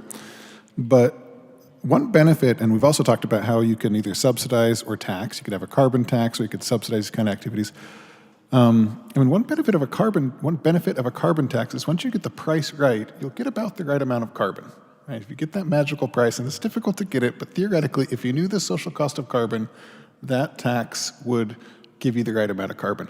How should you think about, or how should one think about how much of these types of credits to provide if you do have some objective for carbon reduction? Like, how do you think about quantities of these subsidies to provide in a world where it's really difficult to predict how much uptake there will be of the subsidy? Yeah, so you mentioned the social cost of carbon. As you say, if we have a tax, if we have a price on carbon, or if we have a cap and trade system, the objective is to get the price to the social cost of carbon. Right now, there's basically like a cottage industry of academics who are trying to figure out what the social cost of carbon is. Right now, the EPA number is about $200 a ton. There's some work that's come out recently that suggests it's a fair bit higher than that. And no carbon price in the world is that high. So the Europeans have one of the highest carbon prices. They're at roughly about $80 a ton. But to address your question, so, you're right, that's theoretically what you want to do is get the tax at the carbon price up to the level of the social cost of carbon, but nobody is there yet. In terms of credits, I think the thing to do, and this goes back to what Will was describing with the scoring or the underscoring issue, basically you want to feed things into a model and just figure out what are you getting for all this money you're spending. What are the estimates of how many more people will buy electric vehicles that wouldn't have bought them otherwise, how many more wind turbines will be built, and where will they be built, because that's important. If they're built in California, they're not going to offset as many emissions as if they're built in West Virginia. So there are a bunch of models out there, kind of energy system models. I worked with a guy at EPRI who has one of those models. And so we calculated that the emissions that we were projecting to get with our central case through the Inflation Reduction Act could have been achieved with a $12 a ton carbon price. So, just another indication of how it's hard to use tax credits, whereas if you have a price on carbon, our projections were that we could have gotten the same reductions with, compared to the Europeans, a relatively low carbon price. On the modeling, there are some efforts out there to encourage Congress to pass legislation that would basically require CBO to develop these kinds of modeling capabilities, so that they in the future wouldn't be making underestimates the way that they have in the past. So if it's, to follow up on that, so if the, no carbon tax in the world is currently pricing carbon at what we think its social cost is, or at least what some of the estimates of the social cost is, do you think that, how much more IRA-ing would we have to do to get to what you would think was an optimal level of carbon? Is it like a 10 times more, 5 times more? Is it just like a tiny drop in the bucket, or how much of the problem could we have solved with the IRA? So I guess we just need to remember that the U.S. rounding is 10% of global emissions. And so even if we cut our emissions in half, which would be a huge effort and would require, many multiples of the IRA, that would only be 5% of global emissions. So what really matters is kind of how what we do spills over to the rest of the world. And those spillovers can both be in terms of policy. So are we encouraging other countries to do the same thing we are? Or they can be in terms of technology. And typically, if we spend a lot on kind of early stage technologies, that's more likely to push things down a learning curve, whereas deployment of technologies that are already pretty widely used, that's maybe not as beneficial to the rest of the world. I mean, I do think that what the Europeans are doing now with border adjustments is very concretely, and I have some work that documents this, encouraging other countries to price carbon, not necessarily because they care about the climate, but because they don't want to be sending checks to the EU. So, for instance, Turkey, 50% of its output, its manufacturing output, is exported to the EU. And so a lot of its industry is going to pay a carbon price, but unless Turkey puts on a carbon price, the producers will pay it and kind of write the check and send it to Brussels. Whereas under the European policy, Turkey is credited and Turkish producers are credited if Turkey puts on a domestic carbon price. And so they've gone through the logic and concluded, yes, you know, we want to put on our own carbon price. So I think that's the kind of spillover effect in the policy domain that's potentially pretty beneficial. And so, I mean, we've talked about how this, you know, there's a range of estimates for how costly this was, but it's probably going to be relatively costly, which has caused some kind of fiscally, people concerned about the fiscal situation to consider repealing the IRA. So it's potentially on the chopping block, which is probably not good for your clients, Gary. I mean, they're relying on this credit, they're making decisions based on the credit, they're building factories, they're conducting real economic activities. What would they hope for, just kind of broadly speaking, in terms of if it goes away, what the transition period look like? So if we get rid of the IRA, how do we get rid of it in a way, or components of it in a way that will cause the least damage possible? Well, I'm glad that we have a few U.S. senators that articulated exactly the right approach here. And this was a letter that came out yesterday. This Senators Murkowski, Curtis, Tillis, and Moran in a letter to Majority Leader Thune. And the question was, hey, they were just supporting, you know, a more scalpel approach to the IRA rollback. And there's sort of three elements. They asked Congress in evaluating what to pull back. The first two are more about what to pull back, and the third one is how to pull it back.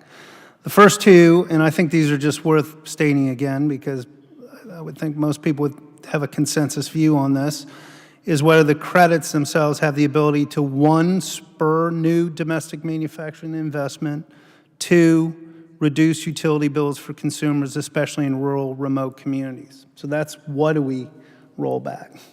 And then the third, which is your question, Jeff, is like, how do we do that in a way that doesn't cause huge disruption once we've figured out what we're going to roll back? And that third principle is ensure certainty for businesses that have already made meaningful U.S. investments based on the current credit structure. And we've had, I mean, this isn't the first time that the U.S. government has had investment tax credits or other types of tax credits come in and out of the code.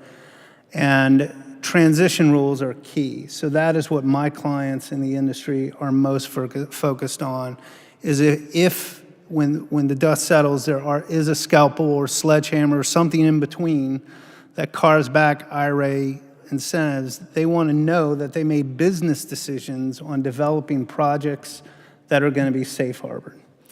And historically, we had, way back in the day, we would have a placed in service deadline. Like credits would just terminate if you just didn't place something in service by a particular date.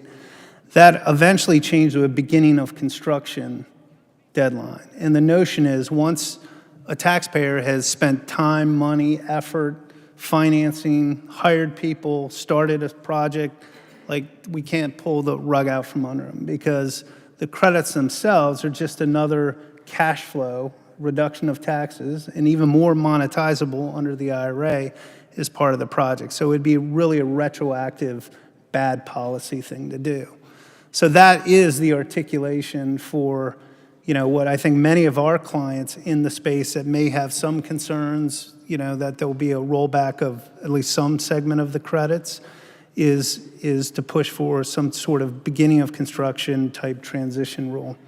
And we just don't, obviously we don't know until we see language. And there's a lot of other things that the government, whether PWA, the prevailing wage and apprenticeship requirements make sense, domestic content seems to serve as a different policy objective. So there's still a lot of balls and strikes to be called and whatever that legislation looks like, but that's a principal, fundamental thing I can tell you the industry is focused on is transition rules. Now, I mean, these serious discussions about eliminating PCSM are, I would say, relatively recent, but, you know, the IRA was passed in a not very, it wasn't bipartisan, and it was passed by a very, very slim majority of people needed to pass it. So, I mean, from the beginning, have your clients noticed that the political viability of this is kind of a little bit tenuous and kept that in mind as they made decisions? Or how does one think about legislation that from the beginning wasn't supported by a lot of people? Well, we did have extensions of the credits under Republican administrations as well, but more directly to the point, you know, the developers have lived with these credits. They understood for a long time the credits would have very short-term temporary extensions. So IRA was, you know, a much longer-term extension of those credits. A lot of that activity, and you know, the economists have, you know, others can speak to this, but a lot of that investment has been in red districts, projects, et cetera, benefiting. And that's why you do see some support. We had 21 House members write a letter, you know, supporting a more measured approach at repeal of any IRA incentives. And then we have these 4 senators just the other day to bring that. 4 is a magic number in the Senate, so that, you know, so that's why 4 signed on to that particular letter. Not that the letters mean everything. I mean, at the end of the day, if there's one big, beautiful bill being presented, like, who is going to be the member that, like, lays on the track and gets run over by the train? Like, that's a difficult proposition. But the industry generally has taken comfort with the fact that we've always had transition rules. There's a general, and this isn't just in tax credit world, just the general tax policy is not to do things retroactive or to provide transition rules when there's investment. So I think the industry is sort of bracing for that, but focused on protecting what they've spent the time and the effort to develop already, and they're doing that now. And they feel confident that those projects will complete, and then they'll reevaluate when we get legislative language. Yeah.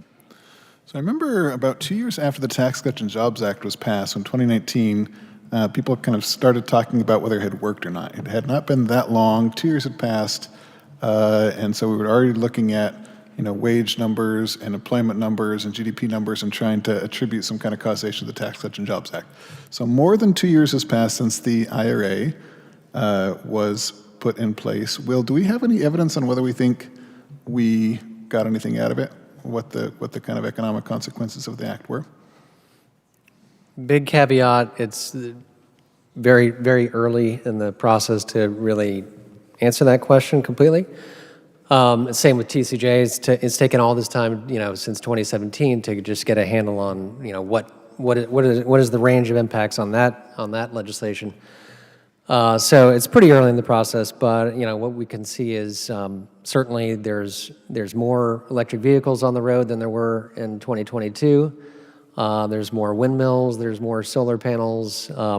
There's a lot more interest, certainly in this in the transferability deal making. There's companies that have, Gary understands, there's a set of companies that have grown, out of nothing to provide services around matching buyers and sellers of credits. A lot of Wall Street interest in this area. But I think you're wondering about, more particularly what is the, has it met the objectives that, broadly were discussed for these provisions, increasing investment in green energy and reducing carbon emissions.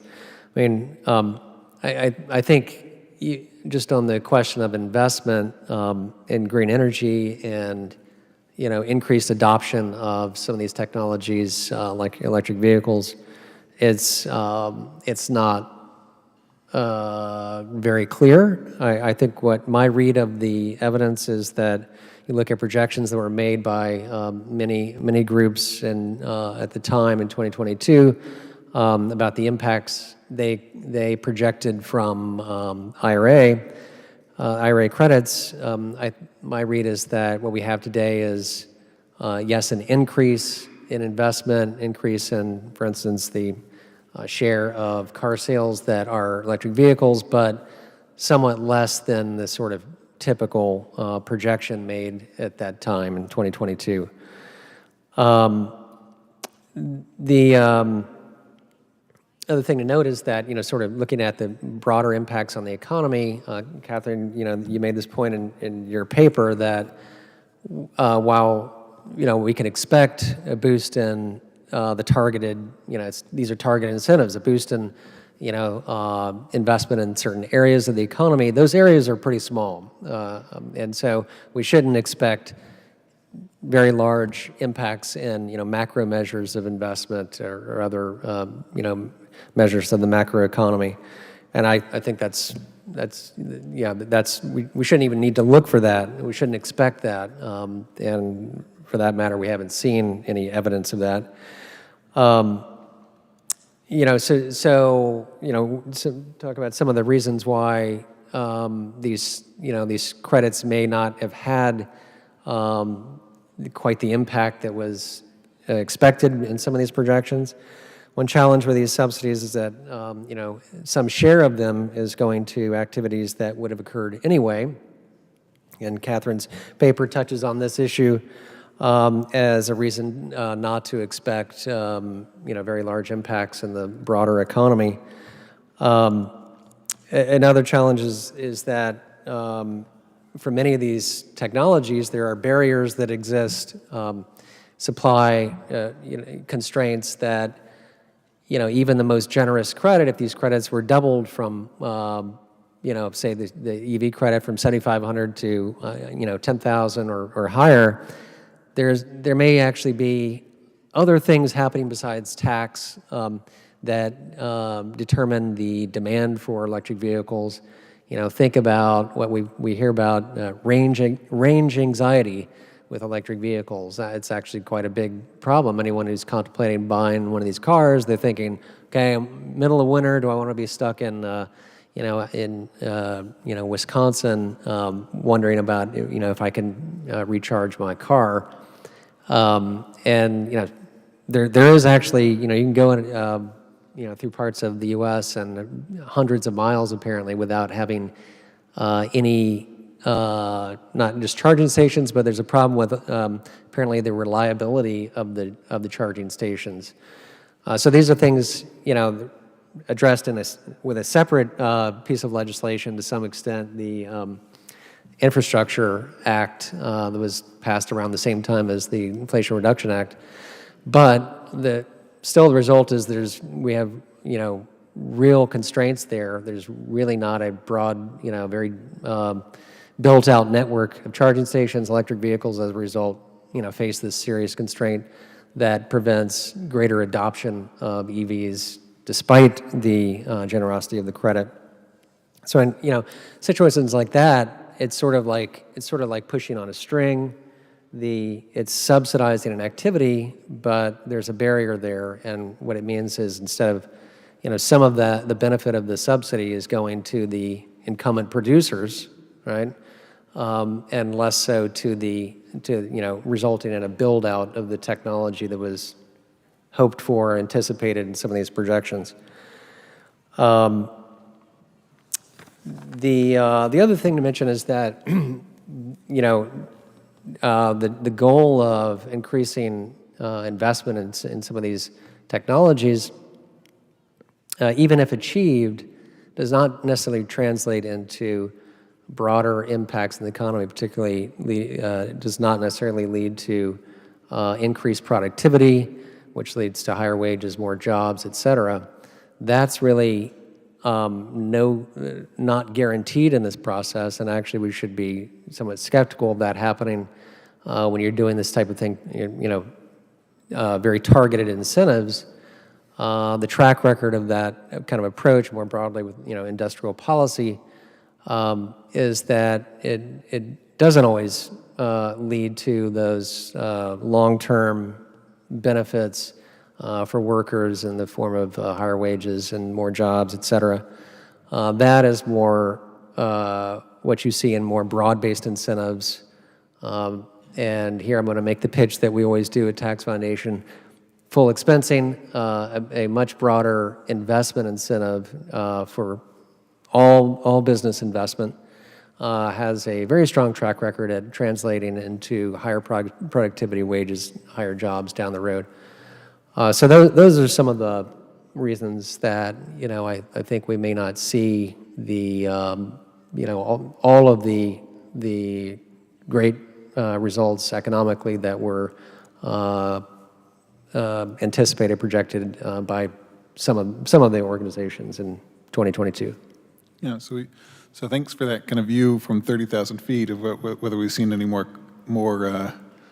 economic activity as a result of this. Gary, do you think that you've seen your clients actually do more IRA-worthy activities because of it, or are they just, you know, getting credits for activities they would have otherwise done? Do you think it's actually spurring more activity from your clients? I do.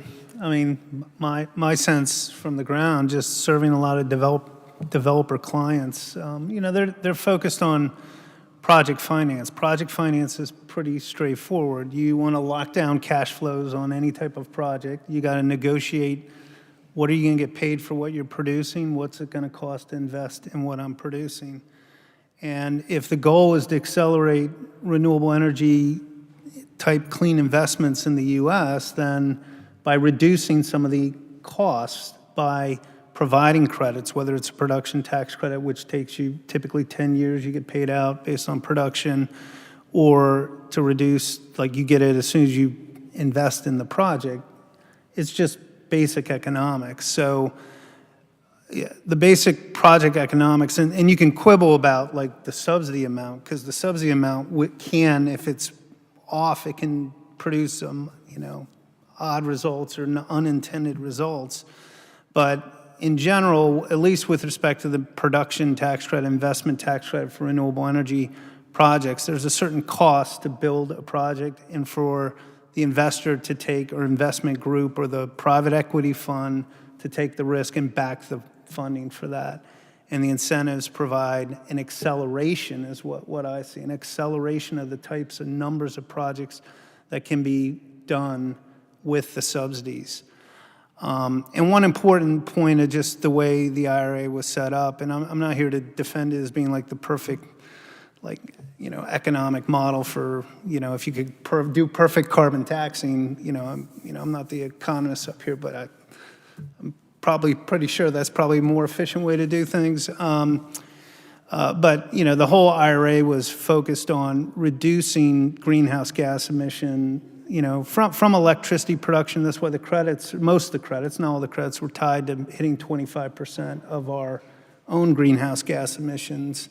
Like, that's when it would tail off. So you know, I think the economic data and others may have other views show that we have an acceleration. And just the simple, my own clients, seeing the number of projects they're developing, and then just the tax equity markets. You can get a feel for how much investment's going on pre-IRA and post-IRA. We had a tax equity market. It was about $20 billion a year of companies through flip partnerships buying tax credits. That $20 billion market's 45 projected to go to $100 billion per year. All of that subsidies going into these projects. Would they be done otherwise? You know, that's a difficult conversation to have, but certainly I think the expectation is it's accelerated. And if we're going to accelerate investment to, you know, for climate change, like that is the purpose, to accelerate investment, not whether you're going to do it 20 years from now or 50 years from now, but are you going to do it right now? So anyway, that's my defense of tax credits. And Catherine, do you have a? Oh, so yeah.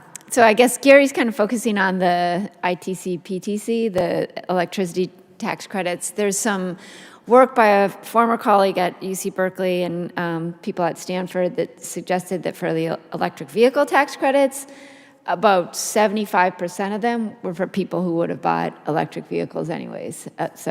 Yeah, I think for some of the credits, maybe it's moving behavior. And for 25% of the electric vehicle purchasers, it's moving behavior. But for the other 75%, they're getting subsidies for doing something that they would have otherwise. So, I mean, to follow up on something we've talked about, it's kind of come up a couple times that there are components to the IRA where you get additional credit if, for example, you pay more than pay a prevailing wage, or these apprenticeship requirements, these other objectives like the domestic content requirements. How do you think about combining all these different incentives of both, having less carbon, but all these different things in one single set of incentives? How does that dampen or affect the way people respond to incentives, Catherine? Yeah, so Ezra Klein famously called this the everything bagel approach, and former colleagues of mine in the Biden administration would say, but I like everything bagels. So I think the basic way to think about this is you don't need to incentivize things that business are going to do anyways, right? We don't have a tax credit to add wheels to electric vehicles because businesses are going to sell electric vehicles with wheels. So they incentivize things that the businesses wouldn't do otherwise. So they're incentivizing like the prevailing wages, domestic content. So, in some ways we've been talking about the number as a climate number, the $390 billion that the CBO-JCT came up with. But in reality, it's not only a climate number, it's money that we're spending for these other objectives. I think, why it's a political calculus that people determined that it was more likely to pass with those kinds of additional provisions and additional goals embedded in the bill. Yeah, thank you so much. And that is all we have time for. I appreciate the panelists for their comments, and thank you, everybody. All right, we're going to move to a relatively quick break. Let's reassemble in like 7 minutes to get into accounting and business taxation. Thank you again.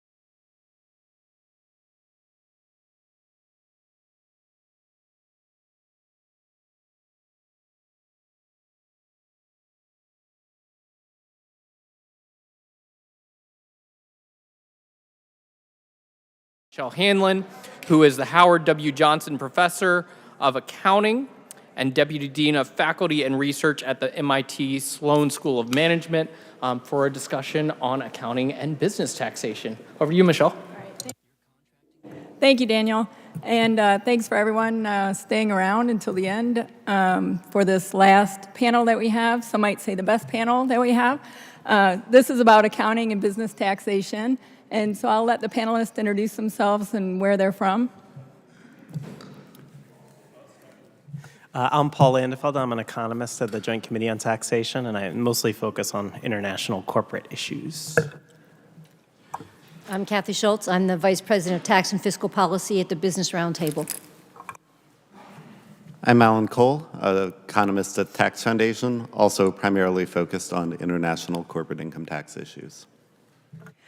So the plan for the session today will be to talk about first the CAMT, corporate alternative minimum tax, and then we'll get into international tax and primarily Pillar 2. So the corporate alternative minimum tax, or the CAMT as it's affectionately known, was enacted as part of the IRA in 2022, so kind of the partner to the energy credits that you heard about in the last panel. It's a minimum tax that uses financial accounting as its base. So I should say I'm an accounting professor, so you're going to hear kind of a certain view of these taxes. This tax uses financial accounting income as a starting point for the tax base. Companies are potentially subject to the CAMT if they have over $1 billion of adjusted financial statement income over the last 3 years. And then the tentative minimum tax is basically 15% of the adjusted financial statement income. And if a company pays the CAMT tax, they get a credit carry forward for that tax. So they might pay the tax this year, but then they can carry forward that credit to a future year and use it when they're not subject to the CAMT. There's some question about whether companies will actually be able to use that credit depending on their situation, and maybe we'll get into that as we go today. So a lot of the projections when it was first put into place was that not that many companies would be subject to the CAMT, and I think in some ways that's still true. We'll talk about that a little bit later, how many companies actually pay it. But one key point is that a lot of companies have to do the compliance work for the CAMT. So even though not that many companies may end up paying it, a lot of companies have to go through the compliance. And it's very complicated tax, so there's a lot of compliance that goes along with it. Even partnerships, which you might not think would have to worry about the CAMT, quite a few partnerships might have a corporate partner that would be potentially subject to the CAMT. And so a lot of partnerships also have to compute their adjusted financial statement income to report up to their corporate partner. So the compliance costs can be quite huge. So it sounds really simple, to tax financial accounting income because companies already compute it. You might think, well, this will be easy, just use this as a tax base, and I think that's why politicians are often tempted to use this. But it turns out it's actually quite complicated, and it's complicated because financial accounting income is intended for a different purpose. So the reason we have financial accounting income is to provide, a measure of economic performance to creditors and investors. And so if you think about that, what happens when we compute financial accounting income, we actually require managers to estimate a lot of expenses, which you wouldn't do for taxable income, obviously. But we actually require them to record a lot of expenses before they pay them because we want to reflect economic performance. Similarly, the financial accounting rules also often require companies to defer income recognition even though they receive the cash. And that's because they haven't actually done the work to earn the income yet. So there's a lot of differences, just kind of philosophically between the measure of financial accounting income and the measure of taxable income. We account for acquisitions very differently. We have a step-up in basis for all acquisitions. We don't have something like, a non-taxable deal where we would have a carryover of basis. We do everything under acquisition accounting, and that means we step up the asset values to fair market value for every deal that we do for financial accounting. So that's very different than the tax code. We also use mark-to-market just in other cases much more often than we do in taxable income. So there's a lot of differences between book and tax, which makes it very complicated then to use a tax base for the alternative minimum tax that starts with financial accounting. So these are just, a few of the differences that make it quite complicated. It's just going to be very complicated because you're starting with a measure of income that is not meant for this purpose of taxation. So I could go on with how much I don't like the CAMT for days, but I think we probably should hear from the panelists. So let me start with Kathy. What I would like to ask you basically is what has been the experience for businesses in terms of compliance cost or the payments of the tax, or what have you seen so far? Thanks. One of the first things I'd like to say is we did this before in the late 80s. 87 through 89, we had a book minimum tax in place, and it was taken down because it doesn't work. And the reason it doesn't work is there's a mismatch, as Michelle said, between book and tax income. And the reason that companies end up in CAMT is because they have specific issues that arise depending on their circumstances at any given time, and they end up in this position. This was a political decision. Obviously this was used to help fund the IRA bill, but it was also a position, and I just want to add this before we get into it, that had nothing to do with what is the real tax treatment and what is the best tax treatment for this. It was, how do we get companies to pay at least a certain amount of tax so that we can say that nobody's zeroing out? But the reason companies end up in that position is because they have specific issues that lead them to that tax position. They're either using tax credits, they have losses, they have spinoffs, they have debt that they have taken from a spinoff. There's all kinds of reasons that companies end up in this position. That being said, we have a lot of companies. We have very, very, very, very few, maybe less than a handful of our companies that actually have to pay something under the CAMT. The problem, as Michelle said, is that it's expensive. Companies have to go through all the calculations to show that they don't owe this, and you're basically proving a negative. It's like, I have my tax, I have to do this alternative minimum tax calculation. I am now in a position where I have spent the money to do this to show that I don't have it. And if I am in it, I know I do need to do the calculations and I get to carry this forward. I can't imagine that it's raising the amount of revenue that they anticipated it raising, just because the number of companies that actually have to pay something under this is minimal. And again, they get to carry that forward. So you have a whole tax system designed for a political purpose to show that companies are paying a tax.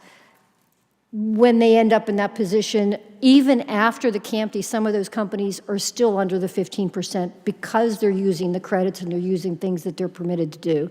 So we're in a position where companies are spending a lot of money, they're not paying a lot of CAMT tax, and the mismatch between book and tax is a timing issue in many cases that creates issues for companies that shouldn't actually be there under the circumstances. So I've heard a lot of companies are not lobbying against the CAMT. Do you think that's why they don't lobby against it? Is it because they don't actually have to pay it, even though the compliance cost is It's ridiculous? a hard thing politically to lobby against, to say, I don't want to pay a minimum tax.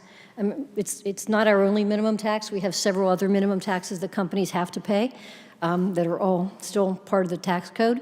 But I think that it's politically difficult to say, I don't want to do this, because it looks like a company doesn't want to pay a minimum amount of tax. The other part is companies have higher priorities, particularly under the Tax Cuts and Jobs Act extension. And when you start to level where your priorities are, this is low on the list of companies' priorities when they're trying to deal with that. There are companies who are lobbying against this because it's expensive and they're never going to be in this position. But for most companies, this is not a priority because of the other things that are higher up on their priority scale right now. Great, thanks. Paul, I was wondering if you could talk about the CAMT score, the work you've done on that, and how we interpret the score, or kind of to follow up on what Kathy was saying, maybe the early evidence on the revenue that's being raised in an aggregate sense. Yeah, sure.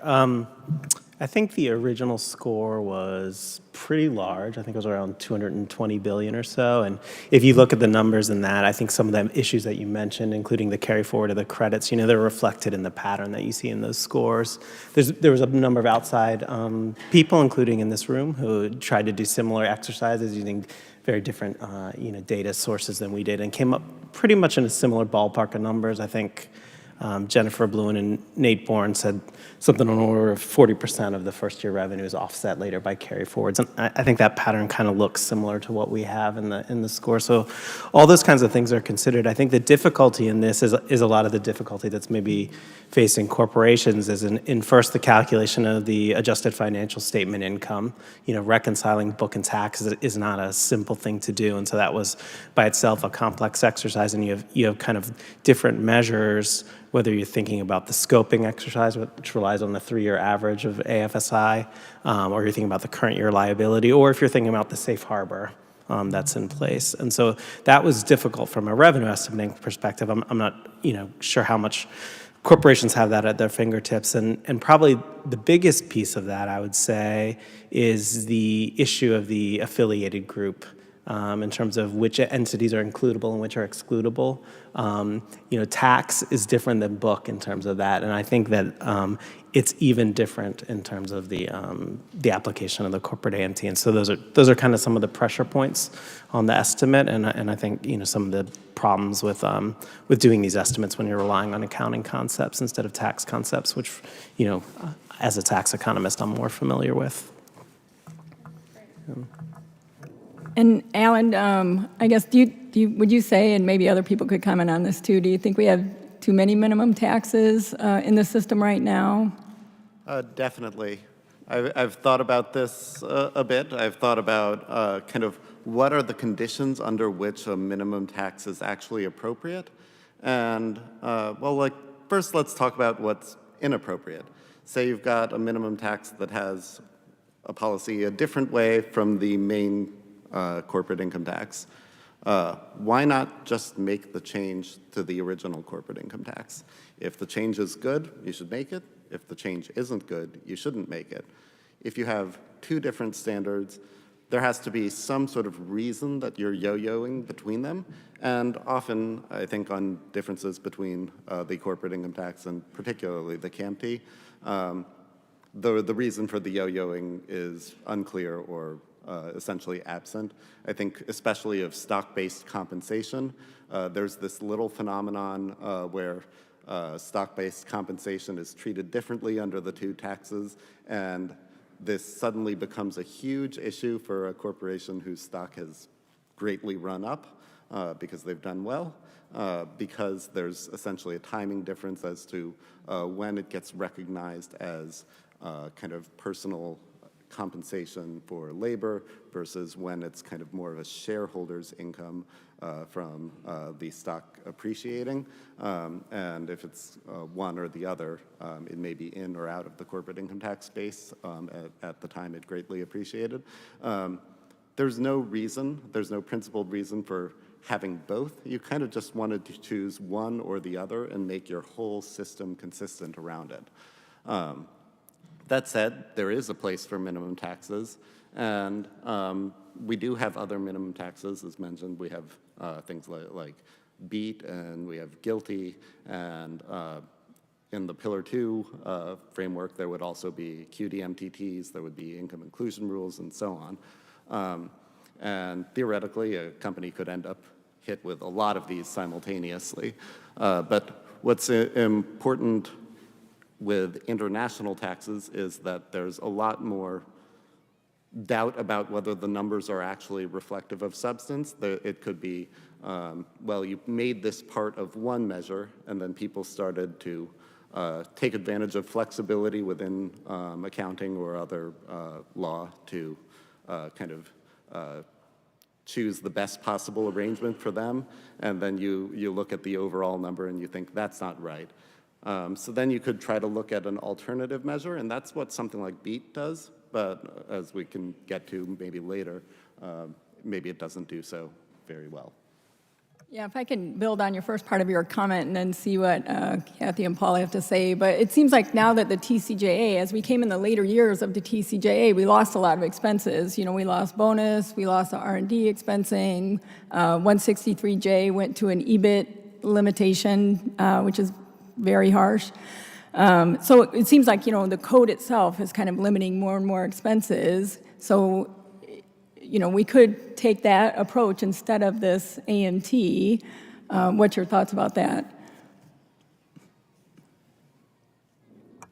I would do anything to get rid of the CAMT because I think it's, it really doesn't work the way it was originally intended.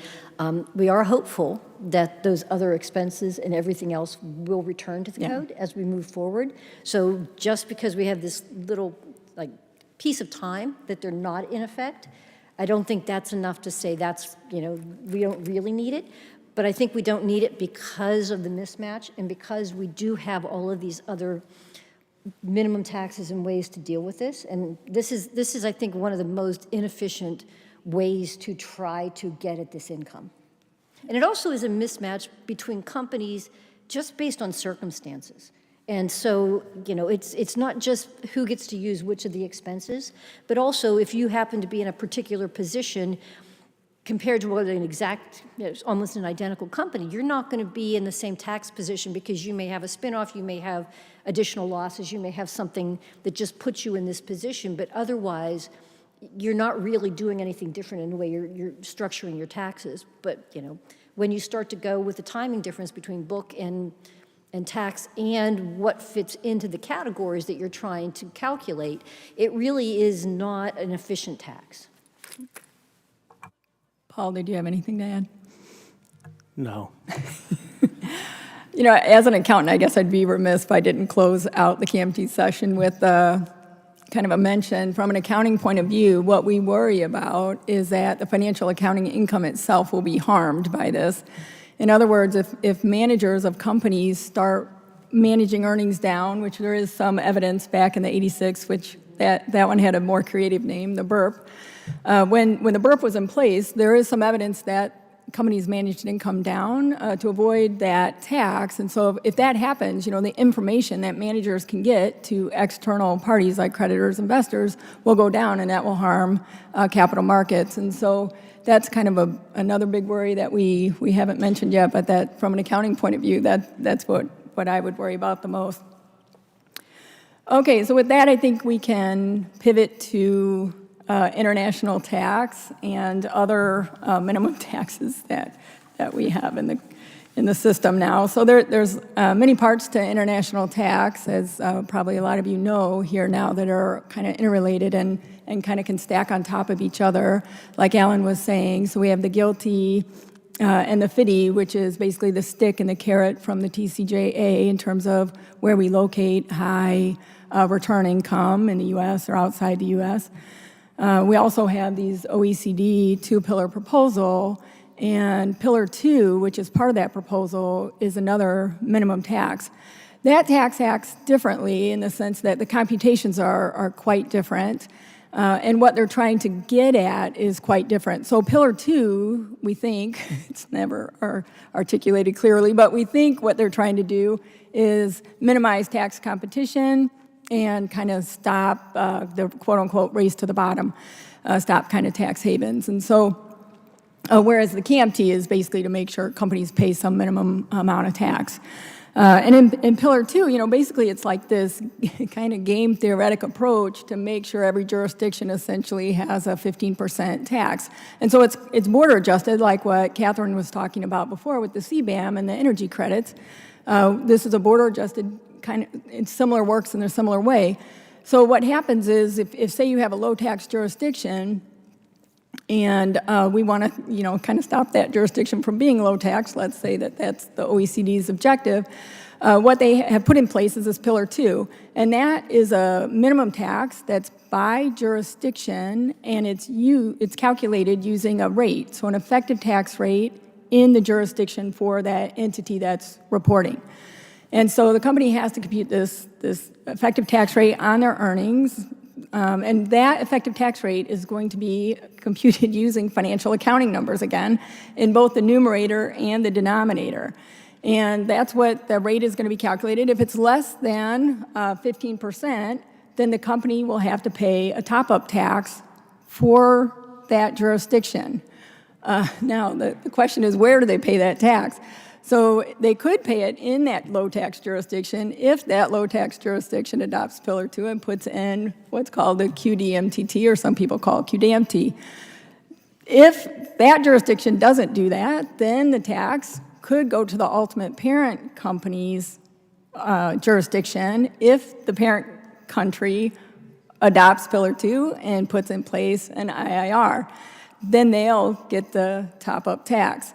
If neither one of those jurisdictions do that, then another country could adopt Pillar 2 and collect the top-up tax from the haven jurisdiction into another jurisdiction if they put in a UTPR.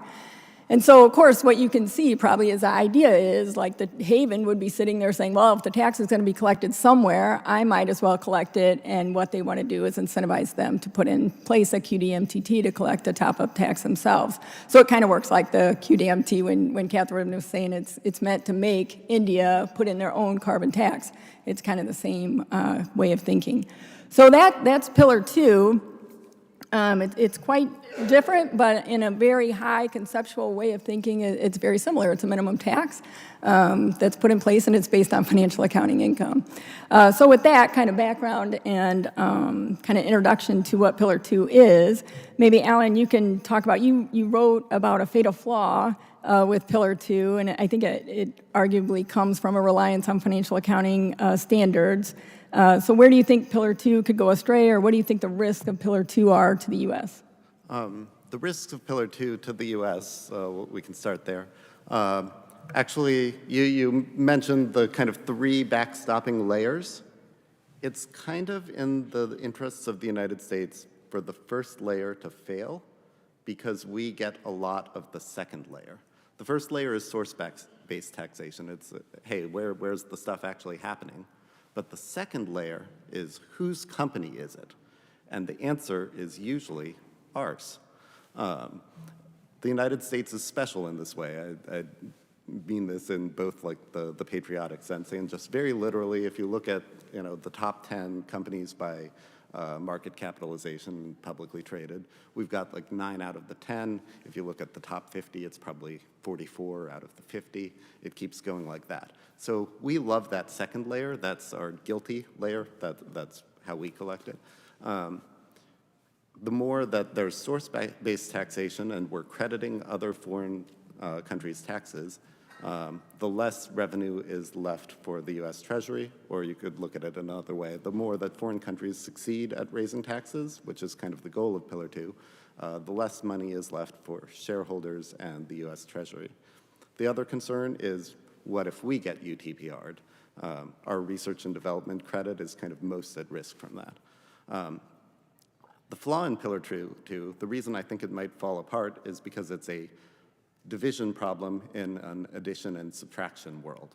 What everyone else cares about when it comes to kind of corporate income, taxable income, income after tax, it's all you subtract tax from income and then you get, that's how much money you get. And that's the number you care about.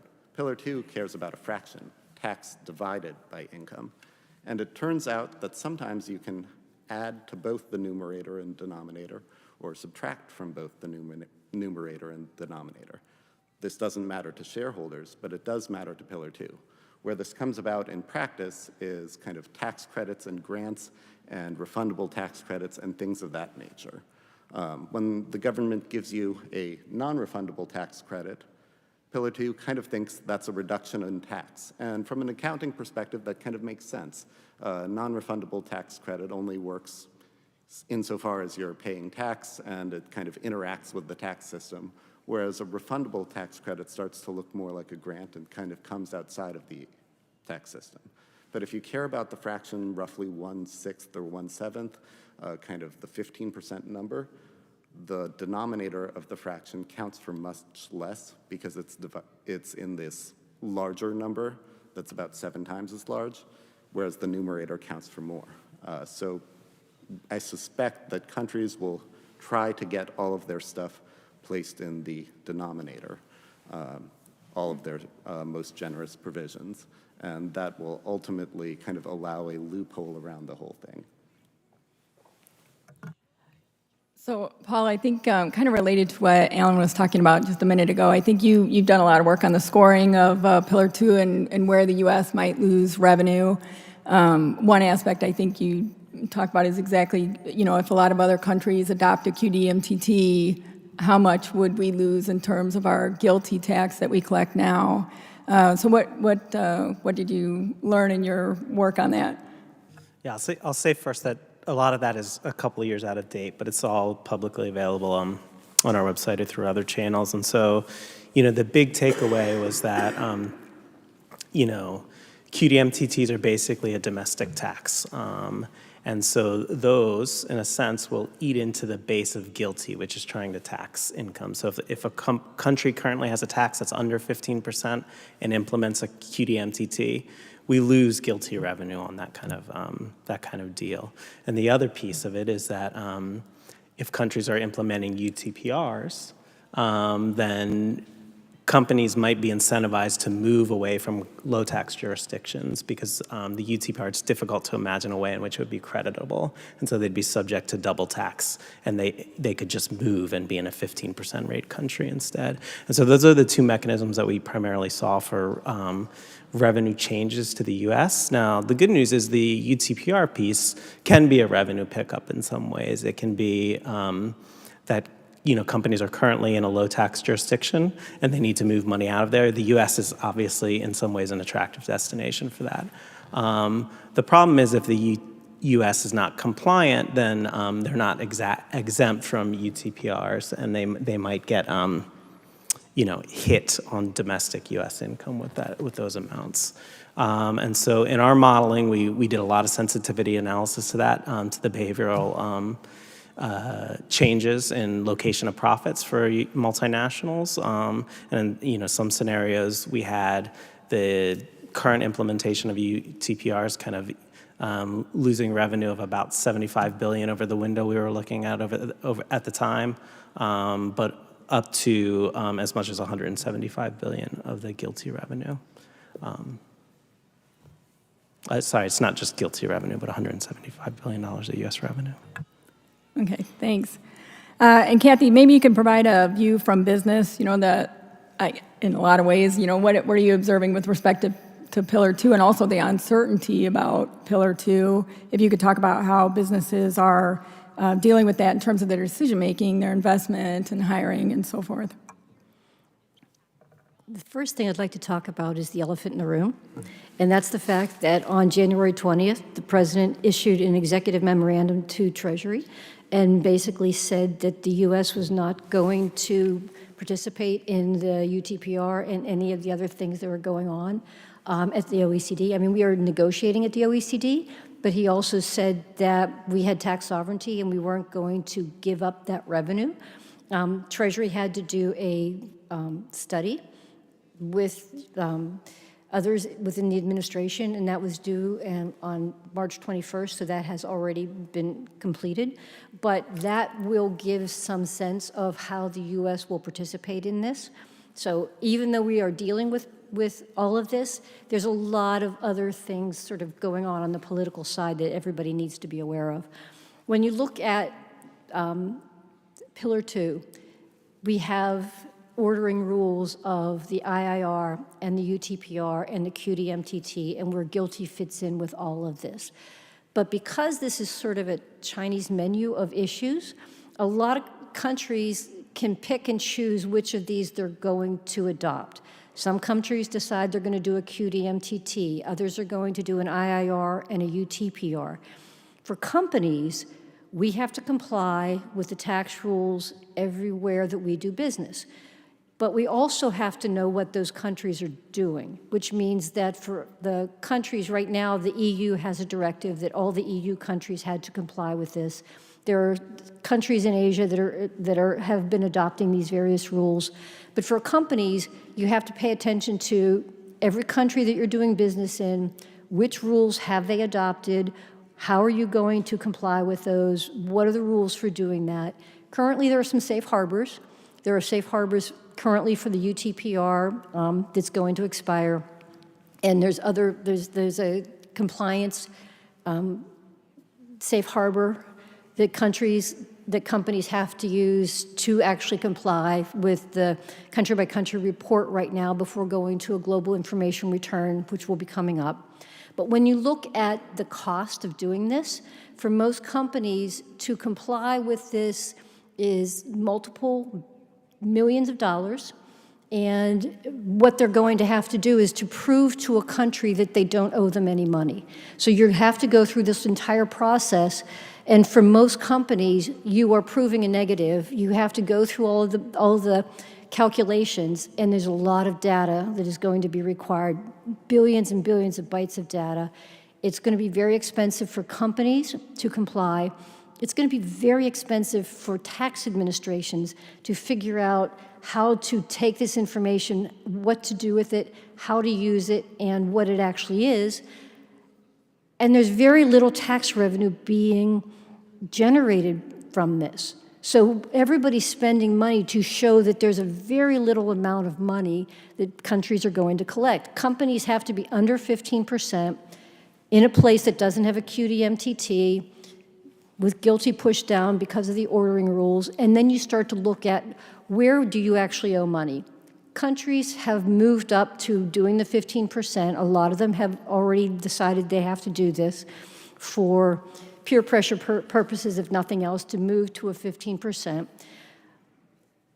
But we were already under BEPS 1 moving things because of the DEMPI rules already, so it's not like people weren't already moving out of some of the tax havens. So when you look at what companies are dealing with, it has to do with what are the compliance costs, where do we have to comply, what are these various countries doing, who's coming online, which pieces of this are they adopting, and how are we supposed to try to calculate all of these different things.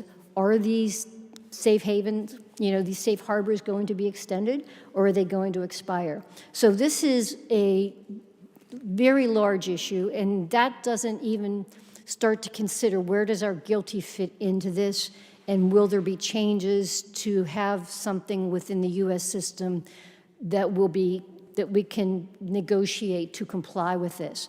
If GILTI was an acceptable IIR, does that get us out of a lot of these calculations? If they can do a permanent CBCR instead of moving on, does that save us some money?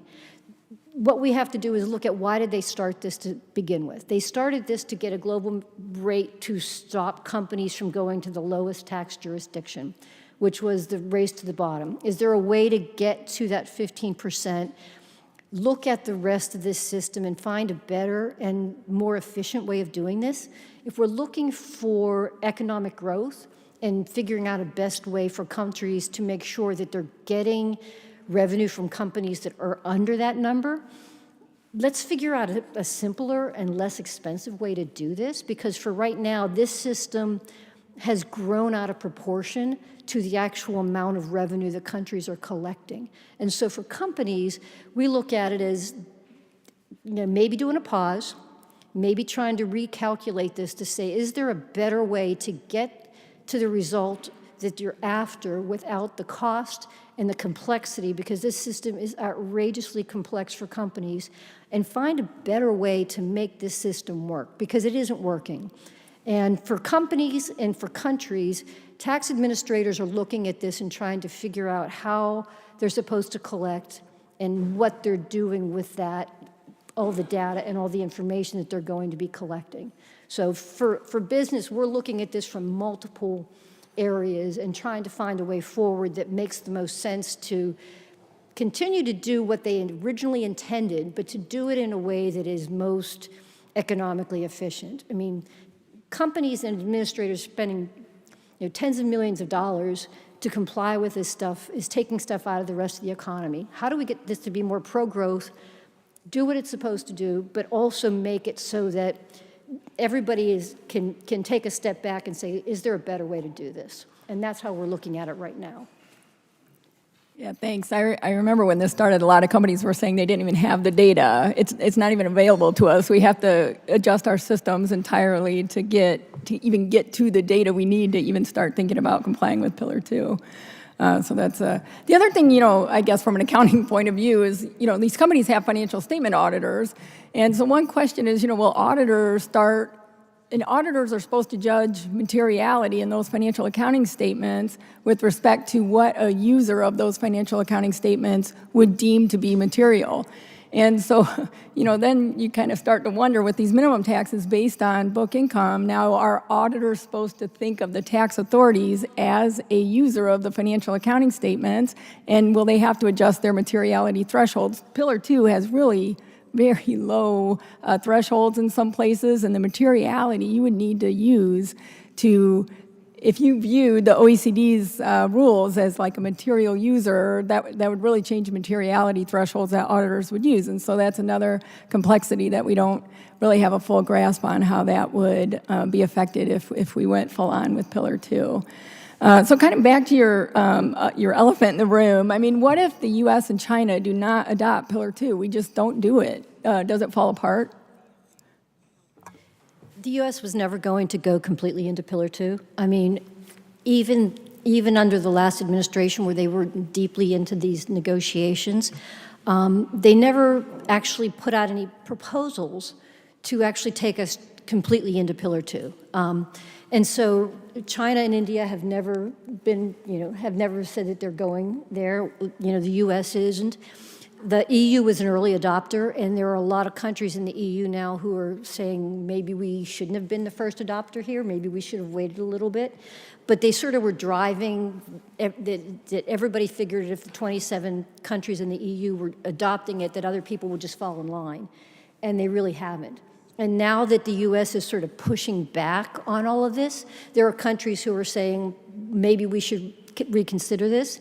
The other piece of this is that there are retaliatory measures that have been put on the table, both as part of one of the administration memorandums, but also Chairman Smith has introduced retaliatory measures so that if a country has a UTPR, even if they haven't actually put it into effect, that the U.S. can retaliate against those companies doing business in the U.S.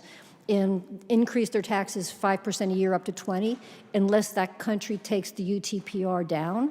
So we have other countries now looking at it saying, we have tariffs, we may have retaliation from our companies in the U.S. based on these retaliatory measures because we have a UTPR.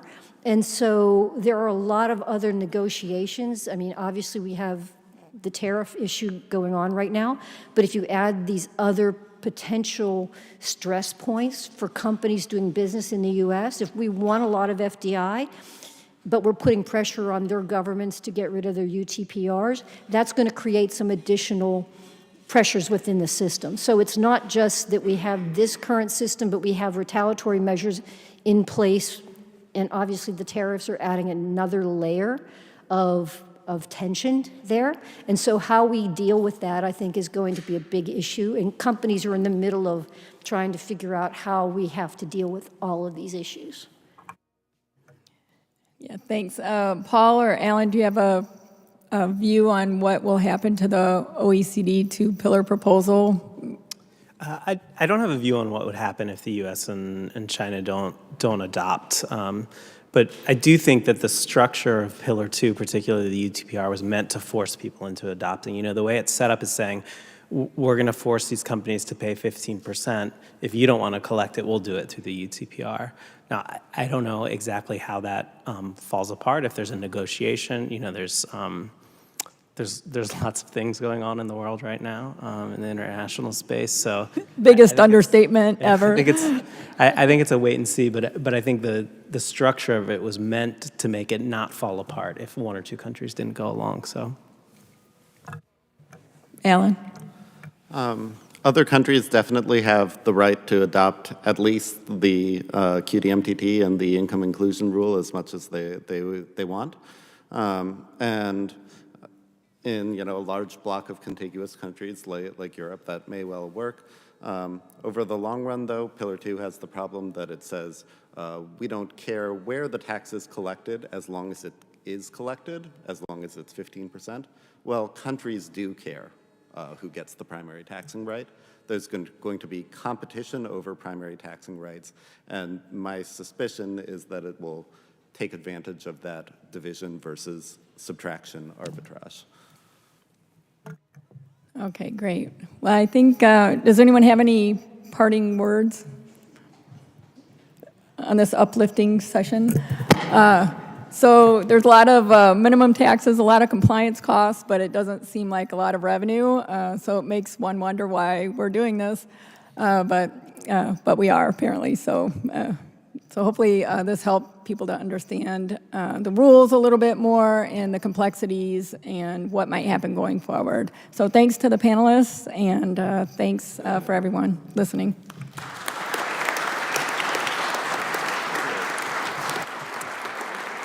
Thanks so much. Yes, so that's kind of what we're trying to capture today, the different choices that policymakers make, the uncertain costs, uncertain impacts, and in some cases, well, we're mostly getting compliance costs rather than actual tax revenues. Thank you so much for your attention. We are going to move to our reception. Hang around at 6:30. Doug and I are going to have a little chat, and I think you might be interested in his perspective more than mine. But we are going to we're going to chat a little bit at 6:30. Join me in thanking this panel one more time. And drinks are in that corner. Snacks are over there.